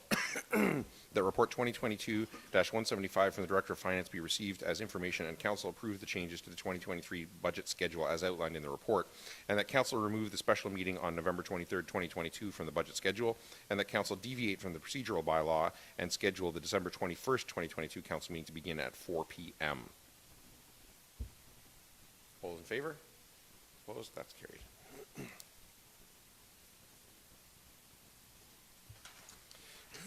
And 8.5, oh no, I thought there was another, no. All right, 8.6A, Corporate Services Department Report 2022-179 from the Legislative Coordinator Deputy Clerk regarding the Deputy Mayor appointment process. Alicia, is there anything you want to highlight in there for council? No, this is just laying out what council can expect at the next council meeting to appoint the deputy mayor. Questions from council? Moved by Mitchell, seconded by McDonald, that report 2022-179 be received and filed for information purposes only, and that council enact bylaw 70-22 deputy mayor appointment. Anybody want to speak to that? All those in favor? Opposed? That is carried. And 8.6B, report 2022-172 from the Director of Corporate Services regarding 2022 municipal and school board election debrief. Karen, is there anything you want to highlight in that report for council? I just again want to thank all of staff that assisted with the success of the election. Everyone did their part in one way or another, and Alicia and Lisa were instrumental in the success of the election as well. Questions from council? There, once again, no questions, but some comments. Can I just read the motion first then? Sure. Anybody else have any questions before I read the motion? we should do it right. You know. Yeah. We're going to start setting a good example here. Moved by McDonald, seconded by Mitchell, that report 2022-172 from the Director of Corporate Services be received and filed for information purposes only. Paul, would you like to speak to that? Yes, I would. Thank you. This, no surprise, this is one of my favorite reports of the year because it's politics and there's numbers. And there's all kinds of information. There's all kinds of data in there. And whenever I look at data, I can't help myself. I have to start analyzing it. And so I come up with couple of theories that I'd like to throw out. And I'd like to get some response from other members of council or staff of whether I'm on the right track or not. And I think the biggest issue, it's not only in Zorra Township, but throughout Ontario, was the extremely record low voter turnout. And when I looked at the historical information that was provided in the report and the information of all the municipalities in Oxford County, I looked at Norwich having a 50% turnout and Zorra being one of the lowest, next lowest to, I believe, to Southwest Oxford as far as turnout. And I think there was 3 factors that came into to increase voter turnout. One is a wide open race for the mayor. 2 is lots of races for wards.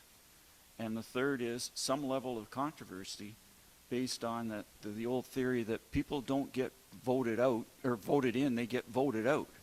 And there was actually 9 incumbents in the county that were voted out in this election. So and as far as school board race, Norwich had all those things. Zorra Township didn't have any of those things. The controversy is a good thing that we didn't have that. The other 2 factors you can debate whether that was a good thing or not. But the other thing is, if you only got a school board trustee to vote for it, that's very little interest in most people, because first of all, unless you got kids in school, you tend to be not all that invested in education. I think the perception of most people is that all the big decisions are made in Toronto, and the ones that aren't made in Toronto are made by school board staff, and that especially the PR that's come out of the Thames Valley School Board over this last term is that the board is nothing but rubber stampers, and what's the point of voting for people if they're not going to have any impact. Hopefully the people that have been elected, especially the 2 from Oxford County, are going to change that. And the other thing is, to run a campaign in an area as big as Oxford County for school board, unless you've got a whole lot of volunteers, it's financially and physically impossible to get your name out there as a candidate. So I know until the last 3 years where I went to candidates, and I had no idea who I was voting for when I voted for school board. So I just thought I'd throw that out there. And the other factor that certainly in the media was that there's voter fatigue because we've had a federal, provincial, and municipal election in 3 years, and people are just tired of voting. I don't think so. I think there is government fatigue, because in the eyes of many people I speak to, we have a totally dysfunctional federal government. We have a provincial government, over many provincial governments have totally messed up the 2 main things that they're responsible for, being education and the medical system. And I think a lot of people just say, a pox on all of you, and the municipal politicians and government get lumped in with the rest, and they said, it doesn't make any difference. You're all in there for your own benefit. I'm not going to bother to educate myself, and I'm not going to bother to vote. And I guess you make the argument, is it better to have 22% people that know what they're voting for vote, or is it better to have 70% of people voting and 50% of them don't know who they're voting for? So I just want to throw those comments out there and see if there's any response from anybody else. If not, we can move on. But I really appreciate it. As you know, I love reports with lots of information in them, and there was a ton of information in this one, so thank you. Anyone else? Katie? I'm not going to get near. I loved this report as well. Fascinating. I'm not going to respond to sort of what your theories are or aren't, but I will say that I did find this really helpful, because my fear was a little bit how low the voter turnout is, and this internet voting, that there could be some connections made and assumptions moving forward in the future about what we saw in voter turnout and the method that we used. And I think that this report did an excellent job of showing what some of those other factors are, so we can have a better understanding of where the voter turnouts were and what the trends were, so that we don't, make a false connection unintentionally based on very limited data. So, yeah, I had not accessed, I mean, we obviously all knew the results and we were sitting here, but the breakdown of what percentage of votes came out of what ward, like all of this was just fascinating. So thank you. Anyone else? So first of all, yeah, largely what you guys said, but also as I poured through these numbers and tried to slice them, you know, both from the point of view of responsibility in government and, you know, what did this actually do to encourage voter participation, but also inevitably as a politician to try and understand, so what was motivating people here in different areas, as you were saying. What struck me really was the more I went into it, and you hit this, Paul, is in my opinion, the voter turnout in Zorra, while you know, nothing to be proud of as a society, is everything to be proud of as a municipality, I think. When you compare to some of the our neighboring municipalities in this report and outside this report, and some of the issues and races that they had going on, the voter turnout that we had was frankly huge. So that's the first thing. And the second thing I would say is, while, and I said this to staff on the night of the election, that while not as sexy as, you know, a snowplow or certainly as a fire truck, the reality is that all the decisions that are going to be made for this municipality, our communities, over the next 4 years, with respect to snowplows and fire trucks and everything else, are a result of this election and the 5 people that will make those decisions. So even for people who don't think it's as exciting as we do, the reality is they're wrong. Because all the other things that happen from this municipality that they do think are exciting are a result of this election. Whether they like the result of the election or not, whether they like the decisions that council makes or not, the fact is that's going to be the case. The last thing I will say is low voter turnout really drives me nuts. Especially when municipal elections are in October and we're leading up to this time, you know, I don't have my poppy on now because of the chain, but we're leading up to this time where everybody wears a poppy. And at the risk of scolding people, it really irritates me that in some cases, you know, 20, 30, 40% of people will only go and actually exercise their democratic right and responsibility, yet the week after that will be very proud to walk around with a piece of red plastic on their lapel. And I often say to people that I am sure that our veterans that have served in so many different places over so many decades would much rather have us go out and exercise that democratic right by voting, even if it meant that we did not wear the piece of disposable red plastic on our lapel for a couple of weeks every year. So I guess not at the risk of scolding, straight up scolding people who didn't vote. You know, I think if you want to wear the poppy and respect veterans, a much more constructive and respectful way to respect their contribution, their sacrifices, would be to actually go and vote. Frequently people say, well, you know, what's the point if they're, you know, it's like picking the lesser of 2 evils or 3, 4 evils. Surely that's when it matters the most, is when you're picking. If all the candidates are great, then sure, whatever, don't vote if they're all great. Surely it matters most when you don't like any of them, that you pick the least evil of all of them. You know, so anyway, credit to our staff for doing the work that they did with only 2 wards. As you said, no majorly controversial issue, and getting a voter turnout that was frankly better than some of our neighboring municipalities that had genuine issues. So I just think going forward, this phone and internet is just an amazing system to go forward with. I know some people have concerns about it. My personal opinion, based on people I've talked to, is that it's more to do with the change than a critical evaluation of the 2 different voting methods. I certainly see this as a way forward for us. I think those numbers would be significantly higher if there was a race for mayor and there was a controversial issue. I think this is going to encourage people to say, this is actually easy. I am going to exercise my right and responsibility to vote, and we will see even higher voter turnout. So that's that. Anybody else? Moved by McDonald, seconded by Mitchell, that report 2022-172 from the Director of Corporate Services be received and filed for information purposes only. All those in favor? Opposed? That is carried. And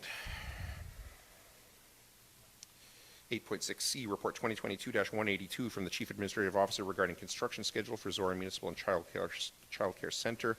Dawn, is there anything you want to highlight in there for council? Questions from council? Paul? No questions, but I'll wait till you read the motion, then I'll make some comments. So they will begin backfilling, hopefully this week. It should take about a week to do that, and it will be all engineered under the supervision of SPH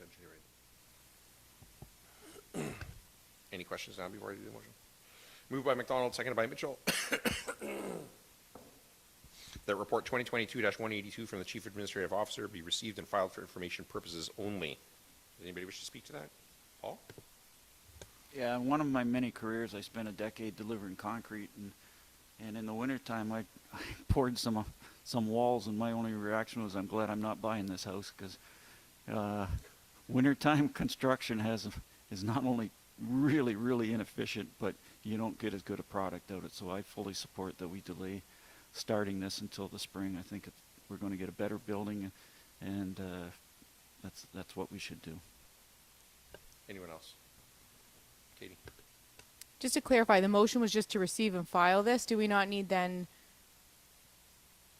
does staff need direction from council to delay? The report is just that it's going to be delayed. So there is no decision, it's just updating us. That's correct, yes. Okay, excellent. Thank you. We didn't tell them when to start, so they don't, this is really FYI. Yeah, I would agree. I mean, I think the reality is, I think that's somewhat the same as the ZMF, right? If this thing's going to last for 50 years, get in a few months later, but less worries is the right thing to do. All those in favor? Opposed? That's carried. And going back to 8.3A, Building and Drainage Department. And Matt, is there anything you want to highlight in that report for council? Nothing to highlight. Questions from council on that report? Paul? Matt, I think it was the first time I noticed a listing for modular homes. And I just want to clarify what's considered a modular home. Is it what we think of as a trailer that would be put on grade for a garden suite, or is it more of a prefab house like a royal home that would be put on a foundation as a more permanent structure? I think the modular home would cover both of those categories. What you would typically see as your garden suite, you'd have those two trailers sandwiched together, or the larger royal home. So it has more to do with the type of construction than the actual usage of. That's right. Of what's been. Okay, thanks, Matt. Thanks for clarifying that. Anyone else on this report? Moved by Grigg, seconded by Forbes, that report 2022-171 from the Chief Building Official Drainage Superintendent be received and filed for information purposes only. All those in favor? Opposed? That is carried. Thanks, Matt. And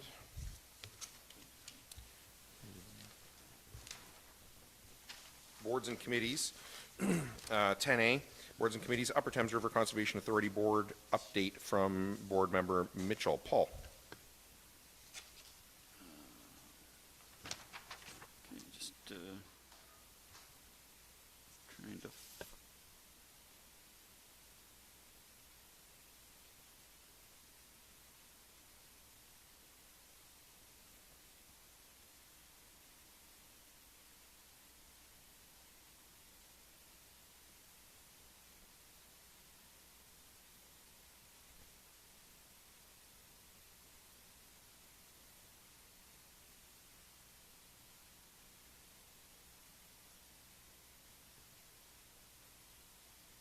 The reason for the report was that our policy must be updated to conform to the changes of the Conservation Act, the new framework, as it breaks down to the mandatory programs, municipal programs, and other programs and services. Something that came up in the discussion that the day before the meeting, the province had come out with a new announcement. Upper Thames staff was still digesting that, so they couldn't enlighten us a whole lot, but they will be coming back at the next meeting with more information on that. and a part of the announcement was that fees would be frozen for new,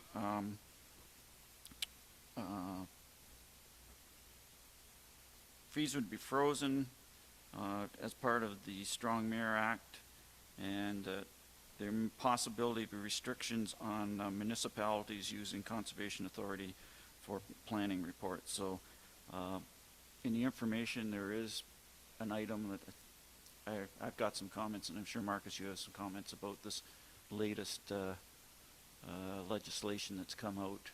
So maybe we can get more into it after that. The other thing was Section 28 and the number of permits that were issued by Upper Thames staff was up 53% in 2022 over the first 8 months of the year. And I asked why that was. It was a combination of increased demand and increased staffing was able to handle that. Other than that, a little bit of discussion about the makeup of the next board. The new legislation stipulates 70% of the board would be elected officials. The current board is less than that. We have 9 elected officials and 6 municipal appointees. And to get to 70%, we would have to be at least 11. But municipalities are allowed to petition the ministry for an exception to that. And none of our municipalities have yet, but we anticipate London will, because 3 of their 4 representatives are municipal appointees. So it will be interesting to see. I expect there will be quite a significant turnover in the new board, which will be installed in February. So that was it. Comments or questions for Paul on that? Moved by Mitchell, seconded by McDonald, that item 10A be received and filed for information purposes only. All those in favor? Opposed? That is carried. And item 11, information items. So what I have is a motion to receive and file 11A through D. Does anybody want to do anything different than that before I read that motion? Paul? I would like to talk a bit about D. Would be still a receive and file, but I think that's fine. Yeah, no, I'm just wondering if before I read it, do we want to do anything different? Or, no, I don't have a motion or anything to pull out. I just want to make sure we talk about that. I think it's important. So everybody's good with a receive and file. Any questions for staff on any of these then before I read the motion? All right. Moved by Mitchell, seconded by McDonald, that items 11A through D be received and filed for information purposes only. Anybody want to speak to any of those? Paul?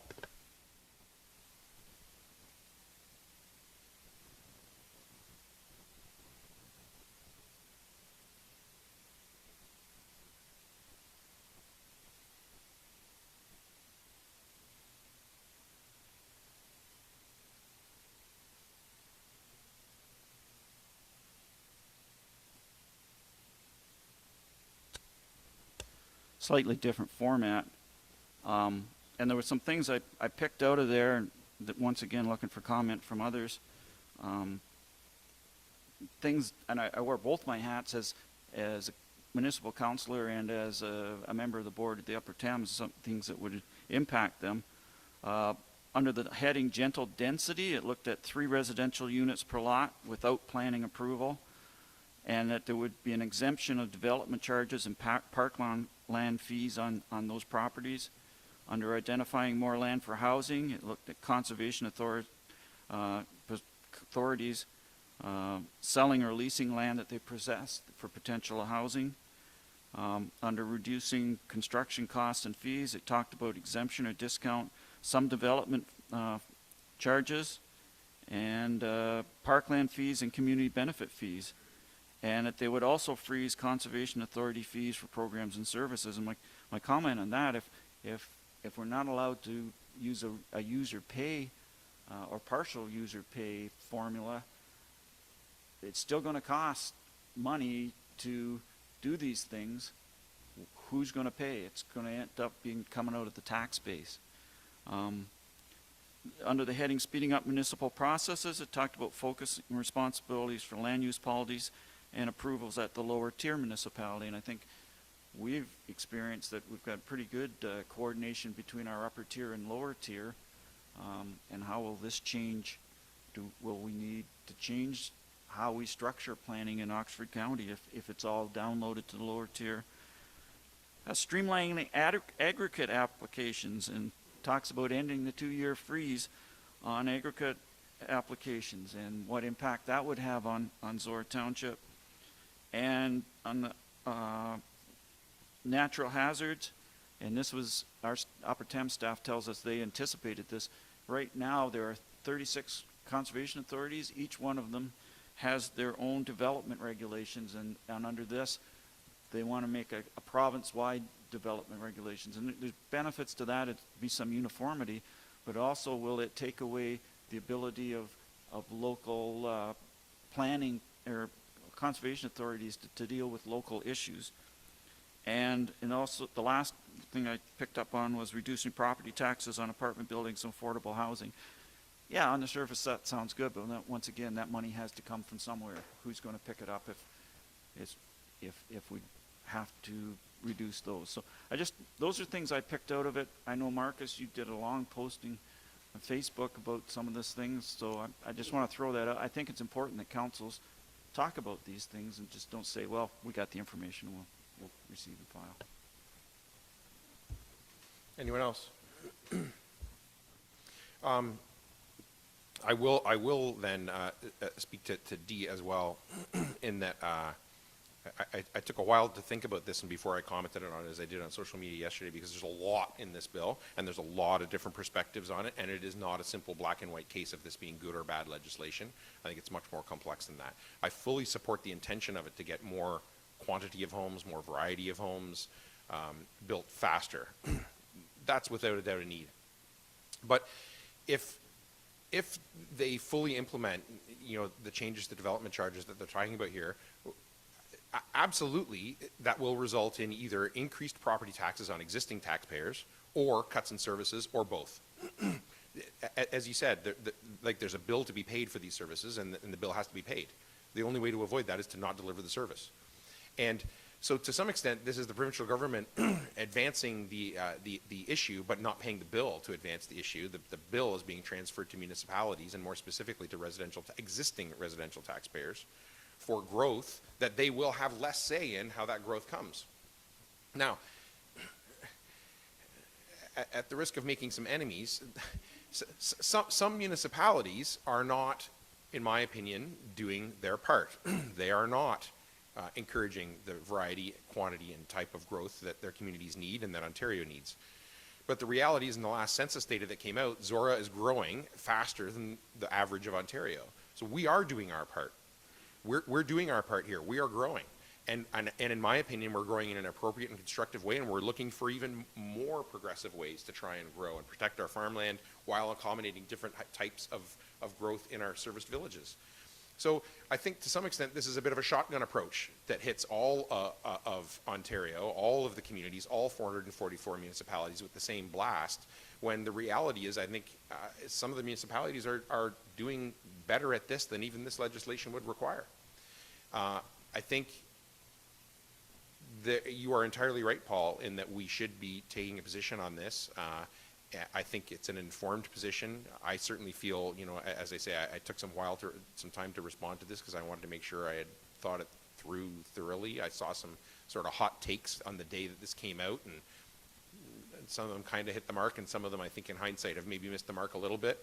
Although there is only 30 days to comment on this, so not a lot of time for careful consideration, and I think certainly if they want thoughtful input in terms of time for councils to ask for reports from their staff on this, not going to happen. But I think if council is okay with it, I think we should write to the minister and express some of these concerns and say, thank you for the initiative. Ontario does need more homes faster, but the methodology is a bit of a shotgun, and inevitably the cost of this legislation is going to be borne not necessarily by those who should most appropriately pay for the cost of this legislation. And in the long run, that actually has the danger, I think, of undermining the progress on this. If the bill is not being paid by the appropriate people, you run the risk of those current taxpayers saying, I don't like this, and you run the risk of even more pushback and hesitancy to proceed with the kind of development that we really need. So if council's okay with it, and I don't know whether you want to pass a resolution or just give me direction or whatever, but I think we should write a letter summarizing these comments to the minister and say, we're all for, in Zorra, we're all for doing our part to make this happen, but this is not necessarily doing it in the best way that we could be doing it for our community, but also our part in the greater context of Ontario. Quick question. I guess I could save it for lunch. So when I'm reading about development charges, so my understanding is, and from conversations I've had, the exemption that we have here in Zorra Township for development charges is an excellent trigger for getting affordable housing units in the municipality. So I understand that there's a property tax reduction proposed for affordable housing, but I look at this as this is going to make it harder for us to provide more variety of housing if we don't have the ability, like if we are not able to charge development charges, then that exemption is irrelevant, and that exemption acting as a trigger to promote property management to undertake development charges, or affordable units separate from any funding from the county. So we're going to have a harder time providing that critical sector of housing because of this legislation. Would the property tax reduction, is the intention of that component to make up for some of that, to still have some? I mean, I hesitate to answer on behalf of the province, but I think that the intention of the property tax reduction is to make it so that a developer who might own that development then, an apartment building, say, their business case would be enhanced by having a lower property tax bill for the life of that time they own that building. I just hope that enticement is still as strong as what it is that we have right now as a municipality. That development charge exemption for the affordable units, I just see as a real tool for us in achieving that, and that being taken away is, anyways, okay. Paul? Yes, I would support that the mayor, as the head of this council and as a member of county council, write a letter expressing our concerns. And it's, as you said, this is very complicated. There's a lot of things in there that are good, a lot of things not so good, and there's some things that appear to be good and have unintended consequences going the other way. So it's not a case of where we can pass some resolution, say Township of Zorra doesn't agree with this legislation, and we think it should be thrown out. I think it's much more complicated than that. I guess I would ask Karen, what's the proper, should we pass a resolution asking the mayor to do that, or that would be the way to go? So I'll scratch something together here.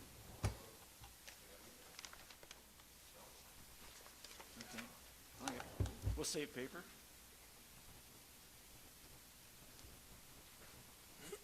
Any other comments or questions on that then before?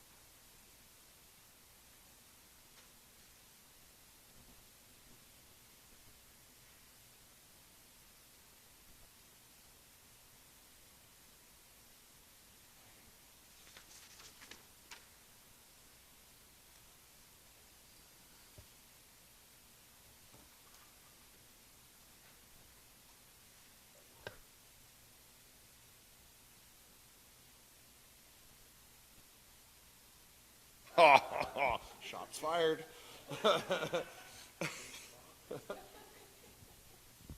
Moved by Mitchell, seconded by McDonald, that items 11A through C be received and filed for information purposes only, and that council instructs the mayor to write a letter to Minister Clark expressing the concerns of the Township of Zorra about the changes in the More Homes Built Faster legislation. Anybody want to speak to that? All those in favor?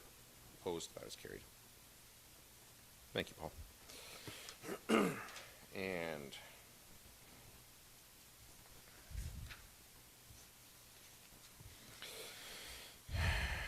notice of motion 13A. Notice of motion regarding reimbursing Browns United Church for purchase of gravel. Moved by Mitchell. Moved by Mitchell. Seconded by Forbes, that the Township of Zorra reimburses the Browns United Church for $724.17 for the purchase of gravel to improve the parking and access to the buildings at Browns Corners used for community activities. Paul, as the mover, do you want to speak to that? This letter and the invoice that's included in the agenda was part of an application to the community grant, which I forwarded on behalf of constituents to Diane with a note saying that, in my opinion, this didn't qualify for a community grant for the reasons that there were no financial documents included in their application. The group had not explored other sources of financial support, and the grant specifies it has to be for operating uses and not capital, and I think gravel would come under capital. But I do believe that it's a reasonable request, and that council should consider, and that's why I asked to have it included on the agenda. And I will admit that this is not the ideal way to deal with the situation, that in the future we don't want to encourage people to make alterations to the property or the roadway in front of their property and then come back to the township asking them to help pay for it. And I did confirm with Steve that there was no consultation with him beforehand on what happened here. But I do think, considering it, a little bit of background here, the hamlet of Brown's Corners is one of those historical places that has the signs put up, and it consists of two buildings at the intersection of line 13 and Road 92. On the southeast corner is the church and the attached shed, and on the southwest corner is the former school, which is now a community center, primarily used by the Women's Institute, but there's a whole list of other activities in the letter. And what happened was that the group bought 2 loads of gravel, had it placed in front of the school, which actually widened out line 13, and provided more parking, and also allowed that cars could make a U-turn for the new format of the Brown's Barbecue, which became after 2 years of not holding it, it became a drive-through pickup event this year. But I think we should grant this request for 4 reasons. First of all, it is a community group benefiting the community, and while the money would be going to the Browns Church, that's only because they were the people that purchased the gravel. But some of the people involved in this community group are members of the church, so there's some crossing over there. But what was explained to me by the resident who gave me the application was that over the last year or a little bit more, they have recognized that the community needs somewhere to focus, to get together, and to recover from the isolation of 2+ years of COVID restrictions. And there's a list there of the events, including the weekly coffee hours and the monthly information meetings, which they dub Wisdom Wednesday. So they've been very successful. They've had decent turnouts. It's built over the course of the last year. They have a weekly email newsletter that goes out, and I believe there's over 80 people on this emails list which keeps people up to date of what's going on with this group. It enhances social, mental, and physical health at no cost to the township because they own the property, so we have no cost to maintain the former school, and we have no staff investment in running any of these programs. This is entirely community-run, volunteer. Second reason, it improves the parking because now there's some more room in front of the community center for people to park in. And anybody that went to a barbecue there or another event there knows that parking was up and down primarily the side roads, but also sometimes on Road 92 on the big events, which caused a real traffic problem, a real hazard there, especially at a fairly busy intersection. And so it improves traffic safety. It also improves accessibility to the buildings because rather than people having to get out and stumble through the ditch, quite literally, they can pull up to a better place. Third reason is that we did set a precedent on October of last year where we supplied 187 tons of gravel worth $2,251 to the Kintor Cemetery Board to improve the driveway.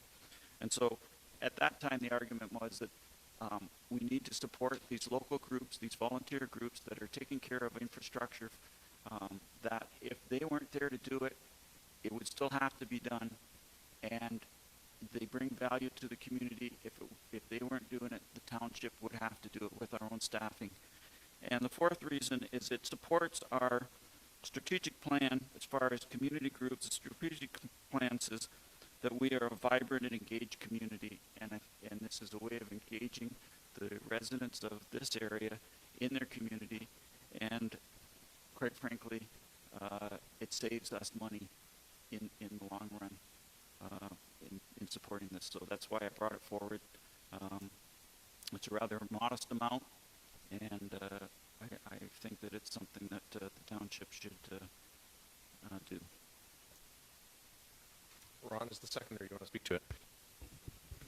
Yeah, I'm happy to support Paul's motion for this. I think we have to support these small groups for all the reasons that Paul said. They're a huge benefit to the Zorra community as a whole. The only part that I wished had it happen on here is it should have come to us first before the gravel was put down and stuff, with a little more consultation through the process, but to have it done and working, and I think we should support that cost. Anyone else? Katie? Can I ask a couple questions of staff first? So the letter that accompanies this notice of motion refers to some work being done on the roads network, and that the shoulder was not brought up to grade at the completion of that work.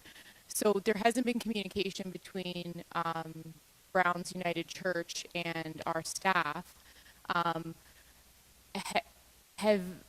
Have we been out to look at where this, like, I mean, obviously now it's been brought up to grade. Ideally, they would have brought the concern forward and it could have been dealt with by the appropriate Public Works Department. We have regulations that we have to meet in how we grade our roads, and if someone's making a modification to part of our roads network, have we had a chance to inspect this yet to make sure that there hasn't been a modification that's going to cause a safety concern? No, we haven't. This is was just the first time I've heard of this, but ideally there is a permit process or approval process for any work that's being done on township property. And what that does, once the application is made, that prompts an investigation and most importantly, conversation between the applicant and Public Works, which, in all honestly, my opinion, that if this was brought to our attention, we probably would have just dealt with it and we wouldn't be here talking about it, right?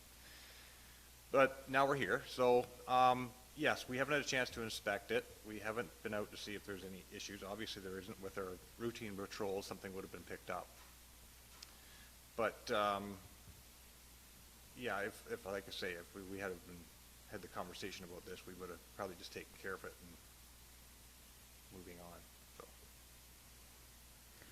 So my concern is sort of, I don't know how much of this is a direct result of a roads project not being completed properly, and how much of it is an upgrade to a private property. And while I absolutely agree with the functions that this facility is serving in the community and the user groups that are using it as a space to do all of the good things that we're not having to pay for, if it's starting to get into their parking situation, then how is that any different than when they need their roof replaced? Right? So I understand this isn't a huge amount of money, but I have a huge problem with it because it doesn't fit in with our community grants program. It doesn't align with any of the grant funding that we've allocated to other groups in the past. And I don't know this $724 worth of gravel, aside from what's written in this letter, I don't know how much of it is a thing that, had we known, we could have just had our staff complete it with our own resources, probably for less money, I'm guessing, coming out of our own pit than them paying someone else to do it, as well as the concern about there being a potential modification to a municipal asset made without any consultation.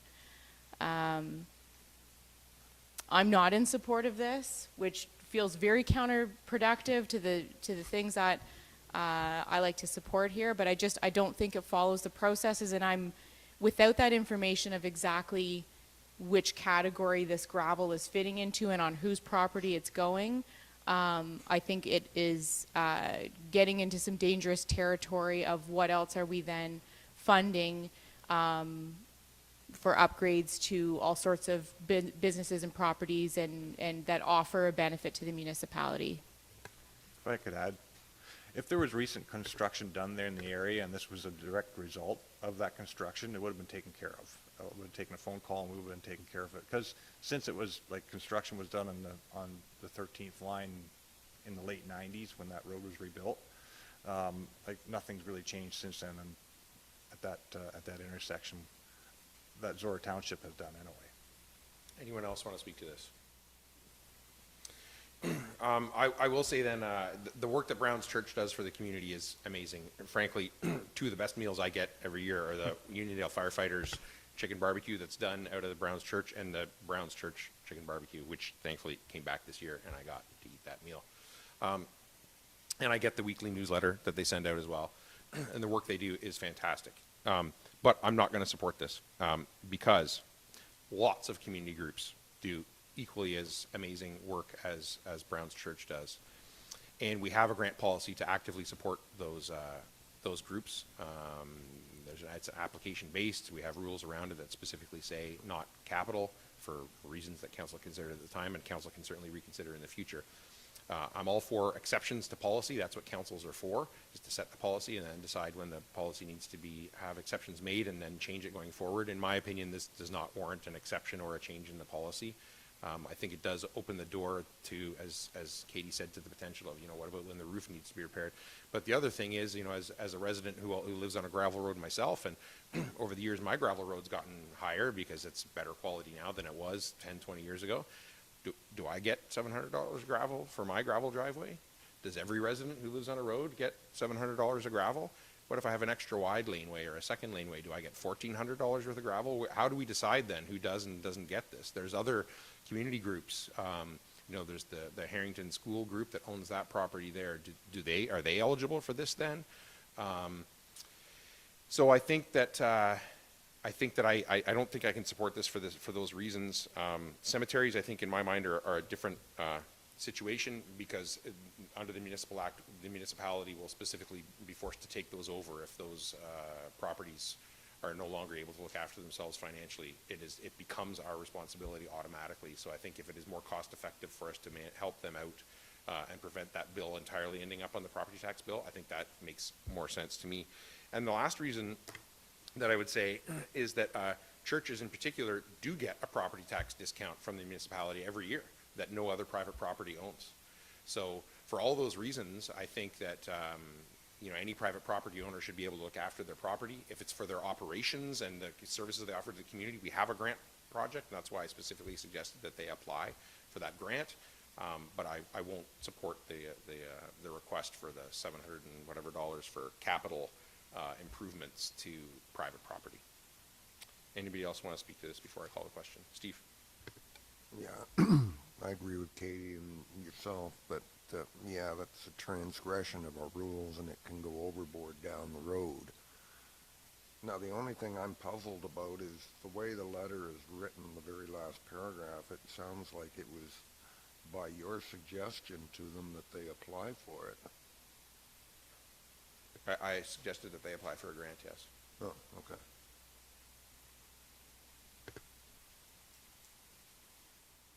Oh, that's fine.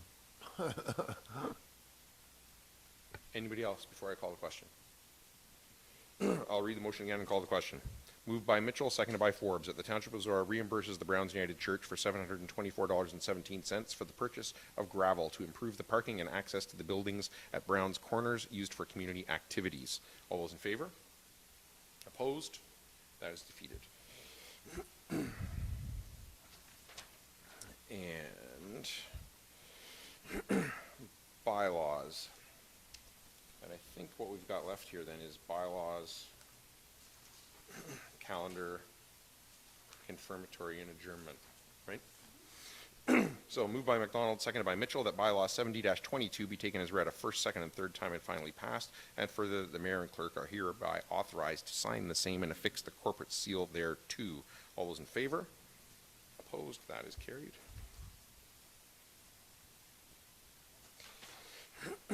And items of community interest in the calendar, and I can't see my calendar now because I think this thing may have actually died while the meeting was going on. So, somebody else want to take a shot at upcoming items in the calendar? Paul? I have 3 events, back to what we just talked about tonight, at Wisdom Wednesday at the Browns Corners. The speaker is Aaron Miller, speaking on living with arthritis. On Sunday, November the 6th at 11 a.m. will be a Remembrance Day ceremony at Lakeside, which I'll be attending on behalf of the township. And Monday, November the 14th is a HACA meeting at 7 p.m. in Harrington. November 11th, I will be in Embro for the Legions there, laying of wreaths for Remembrance Day. That's the only thing I can remember off the top of my head. My memory's not very good with my laptop. Steve? Friday, November 25th at the Embro Community Center is the annual St. Andrew's Supper, sponsored by the Caledonian Society. The information's tacked up out in the front bulletin board on, it's actually my daughter you'll be getting a hold of, but I can't remember her number right now. It's $50 a person, and it happens to be catered by the Mitchell family, so it'd be a good meal, and the usual Scottish aplomb. Visitations for firefighter Brebner are on Friday. Okay. Have you got anything, Ron? The Beachville Remembrance Day service is November 11th, 11 o'clock. And on December 3rd is the lighting of the Christmas lights at the Beachville Museum, family-friendly event at 6:30 p.m. The counselor training at the county building in Woodstock is on November 8th for all current and new council and staff. And then our inaugural meeting of the new council is on November 15th at 7 p.m. In the Harrington Hall. And then our first meeting will be November 16th at 6 p.m. There's also a Zorra Multi-Use Courts committee meeting next Tuesday, November 8th at 7 p.m. I believe back in the BD room? Back in the BD room. Anything else for the calendar? So, last meeting of this term of Zorra Township Council, and 2 members of this council will not be back in November. And so I think, first of all, I would like to thank both of you, Steve and Ron, for your years of service to your community. I think it's a tremendously undervalued position in general. People don't really appreciate the magnitude of the decisions that have to be made here and what it feels like to bear the responsibility of when you do and don't put your hand up for those things. So I want to thank both of you for offering yourself for that service and being courageous enough to sit here and make those decisions and go back out into your community and answer for those decisions. So enough from me, frankly. I'd just like to offer each of you a chance to say a few words before the meeting is over. Steve. I'll be brief. The last 4 years has been incredible. The good Lord himself couldn't have handpicked 4 better council members for me to sit with. I've enjoyed it thoroughly. It's given me a sense of pride for what we accomplished. It's a privilege and an honor. Secondly, a big thank you to the staff, all staff, top to bottom, rather than getting into the long list of names. Your professionalism and assistance, second to none. And then thirdly, I really feel good about leaving, knowing that the person over there, Crystal, is highly competent to fill this seat.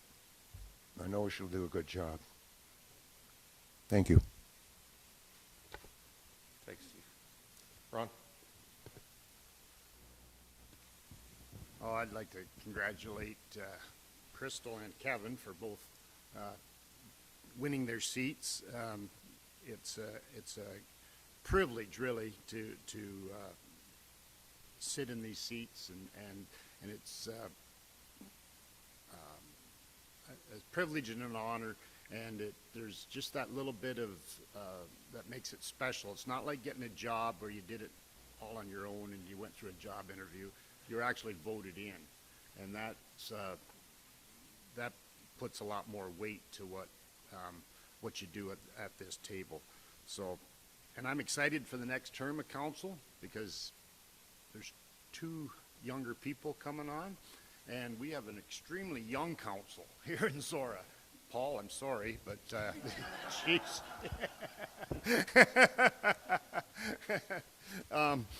Yeah, I think it's great because for so long the rural townships were, all retired people, and now we got counselors that are actually still in the working field and raising young families, and that's sure going to have a different result on some of your decisions. I'm quite sure you'll put a new twist on that, but I think it'll be great for the community as a whole. So for that reason, I'm really excited about the next term of council, and I'm happy to have played a small part in any of the decisions in the last 12 years, and that doesn't mean the ones I voted in favor of, also the ones I voted against. So, and they got that picture right there. So, who's in charge of the camera here? Anyways, I voted against the fire hall. Very proud it's in the community now, so that's good. And the public workshop, that started, I think, the first year I was on council. It got delayed by that fire hall, and then we finally got it built, and now it's not quite ready for operation yet, but who the heck's running this camera here? They're doing a good job. Anyways, that's about all I got to say. Don't be afraid to vote no. Don't be afraid to bring something forward that you might be the only one that believes in it, but if you at least every time we do have a lot of unanimous votes here, and but sometimes I think the best decisions were made when there was a little bit of discussion and the vote was 3-2 or 4-1 or something like that. But anyways, it's been a lot of fun. Oh, and the staff. Sorry, didn't mean to forget about the staff. Karen, you just started when I started, so that's fun. I hope you're here for another 12 years or 25 or whatever you want to make it. That's great, and there'll be more changes coming before the end of the next term of council, and I think the relationship between the staff and the council and Zorra in my 12 years' experience, and I'm certainly even counselors before, have always spoke highly of the staff here, and I think it's a relationship that's fostered with starts with the mayor and the CAO, and it just filters down from there. So thanks to everyone, and good luck in the future. Dawn, you have to say something?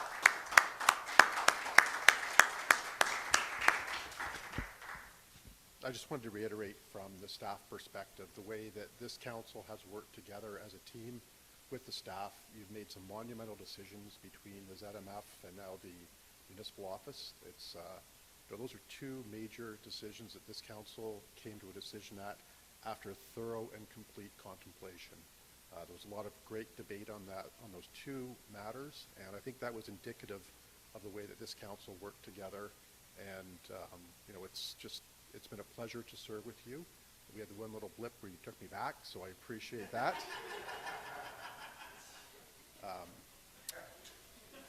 I can't speak highly enough of the way that the respect that you give staff is second to none in this county and the province.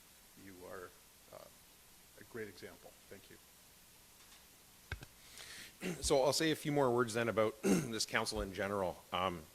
In my first term as head of council, and it was daunting. I think I've told each of you before that, for the first 6 months to a year of sitting in this chair, I left every meeting with a splitting headache because one side of my brain was trying to run the meeting and keep us on the straight and narrow, and the other side of my brain was trying to make sure that all the votes turned out the way that I wanted them to turn out. And I literally left with a splitting headache every time. But all of you played your role, and I totally agree with what Dawn said. I suspect that many of you aren't going to realize until years from now the magnitude of the decisions that you made and the impact that they're going to have on our community long past when most of us are in fact dead and gone, right? I mean, if you think about the lifespan of some of the buildings that we have made, the impact that they're going to have on the service delivery to residents, the positive impact they're going to have on the tax burden on our residents are going to outlive all of us. I think that the thing that I take the most pride in is that this council has had a clear vision of our responsibility to deliver services in an effective and efficient way. That's always been the focus of every debate that we've had, is that we have a responsibility to deliver a service, and how can we do that in the most effective, and then second, the most efficient way. And the decisions that we've made, the policies that we've enacted, the projects that we've undertaken have been, in my opinion, consummately responsible, and residents will bear the benefit of those for years. And it is absolutely as a result of the work of this council and of our staff. Over the last few months, I've been asked to speak several times by different organizations about the Maple Leaf project and how that came to be, because other municipalities look at it, and unless you're a large municipality that buys large chunks of property for redevelopment, a lot of municipalities roughly our size look at that and they think we were crazy. And the next thing they think is, how did you actually do that? So I've been asked to speak on it several times. I've prepared a presentation several times and given it, and then I get questions from people. And to be sure, we made a lot of specific decisions that were good. We got excellent and detailed reports from staff on how we were going to do that. But what I've come to realize from giving those presentations multiple times and getting the questions multiple times is that a lot of other councils would never have had the opportunities to make those decisions put in front of them. And the reason they would have never had that opportunity is because they do not have the constructive and respectful relationship between council and staff that we have here. Our staff know that they can bring, as I've said many times, any crazy idea in here, and council will give it a hearing. Council may decide not to do it, but it will be a considered and respectful decision not to do it, not dismissive and not discouraging. I would really encourage all of us to maintain that attitude, because it has really struck me as I hear these questions from other staff members and other councilors. Some of the great decisions that we made on that Maple Leaf project, and probably in other ones if I sat and thought through them as much, they never would have had those decisions even put in front of them to consider. Never to question, never to debate, never mind to actually make the vote and decide to do or not do the thing. The things that are dramatic in people's minds are when we decide to do or not do a thing. The reality is 99% of the work, if you think about it, is done before the head of council even calls that vote. And it's all behind the scenes, and it's all in a million little tiny subtle ways of working with staff, working with each other to get to that place where we feel we are informed enough to make that decision. So don't stop doing those little tiny subtle relationship building things that get us to the place where we have the opportunity to make those decisions on behalf of our residents and maximize the responsibility that we have when we're in this room and sitting in these chairs.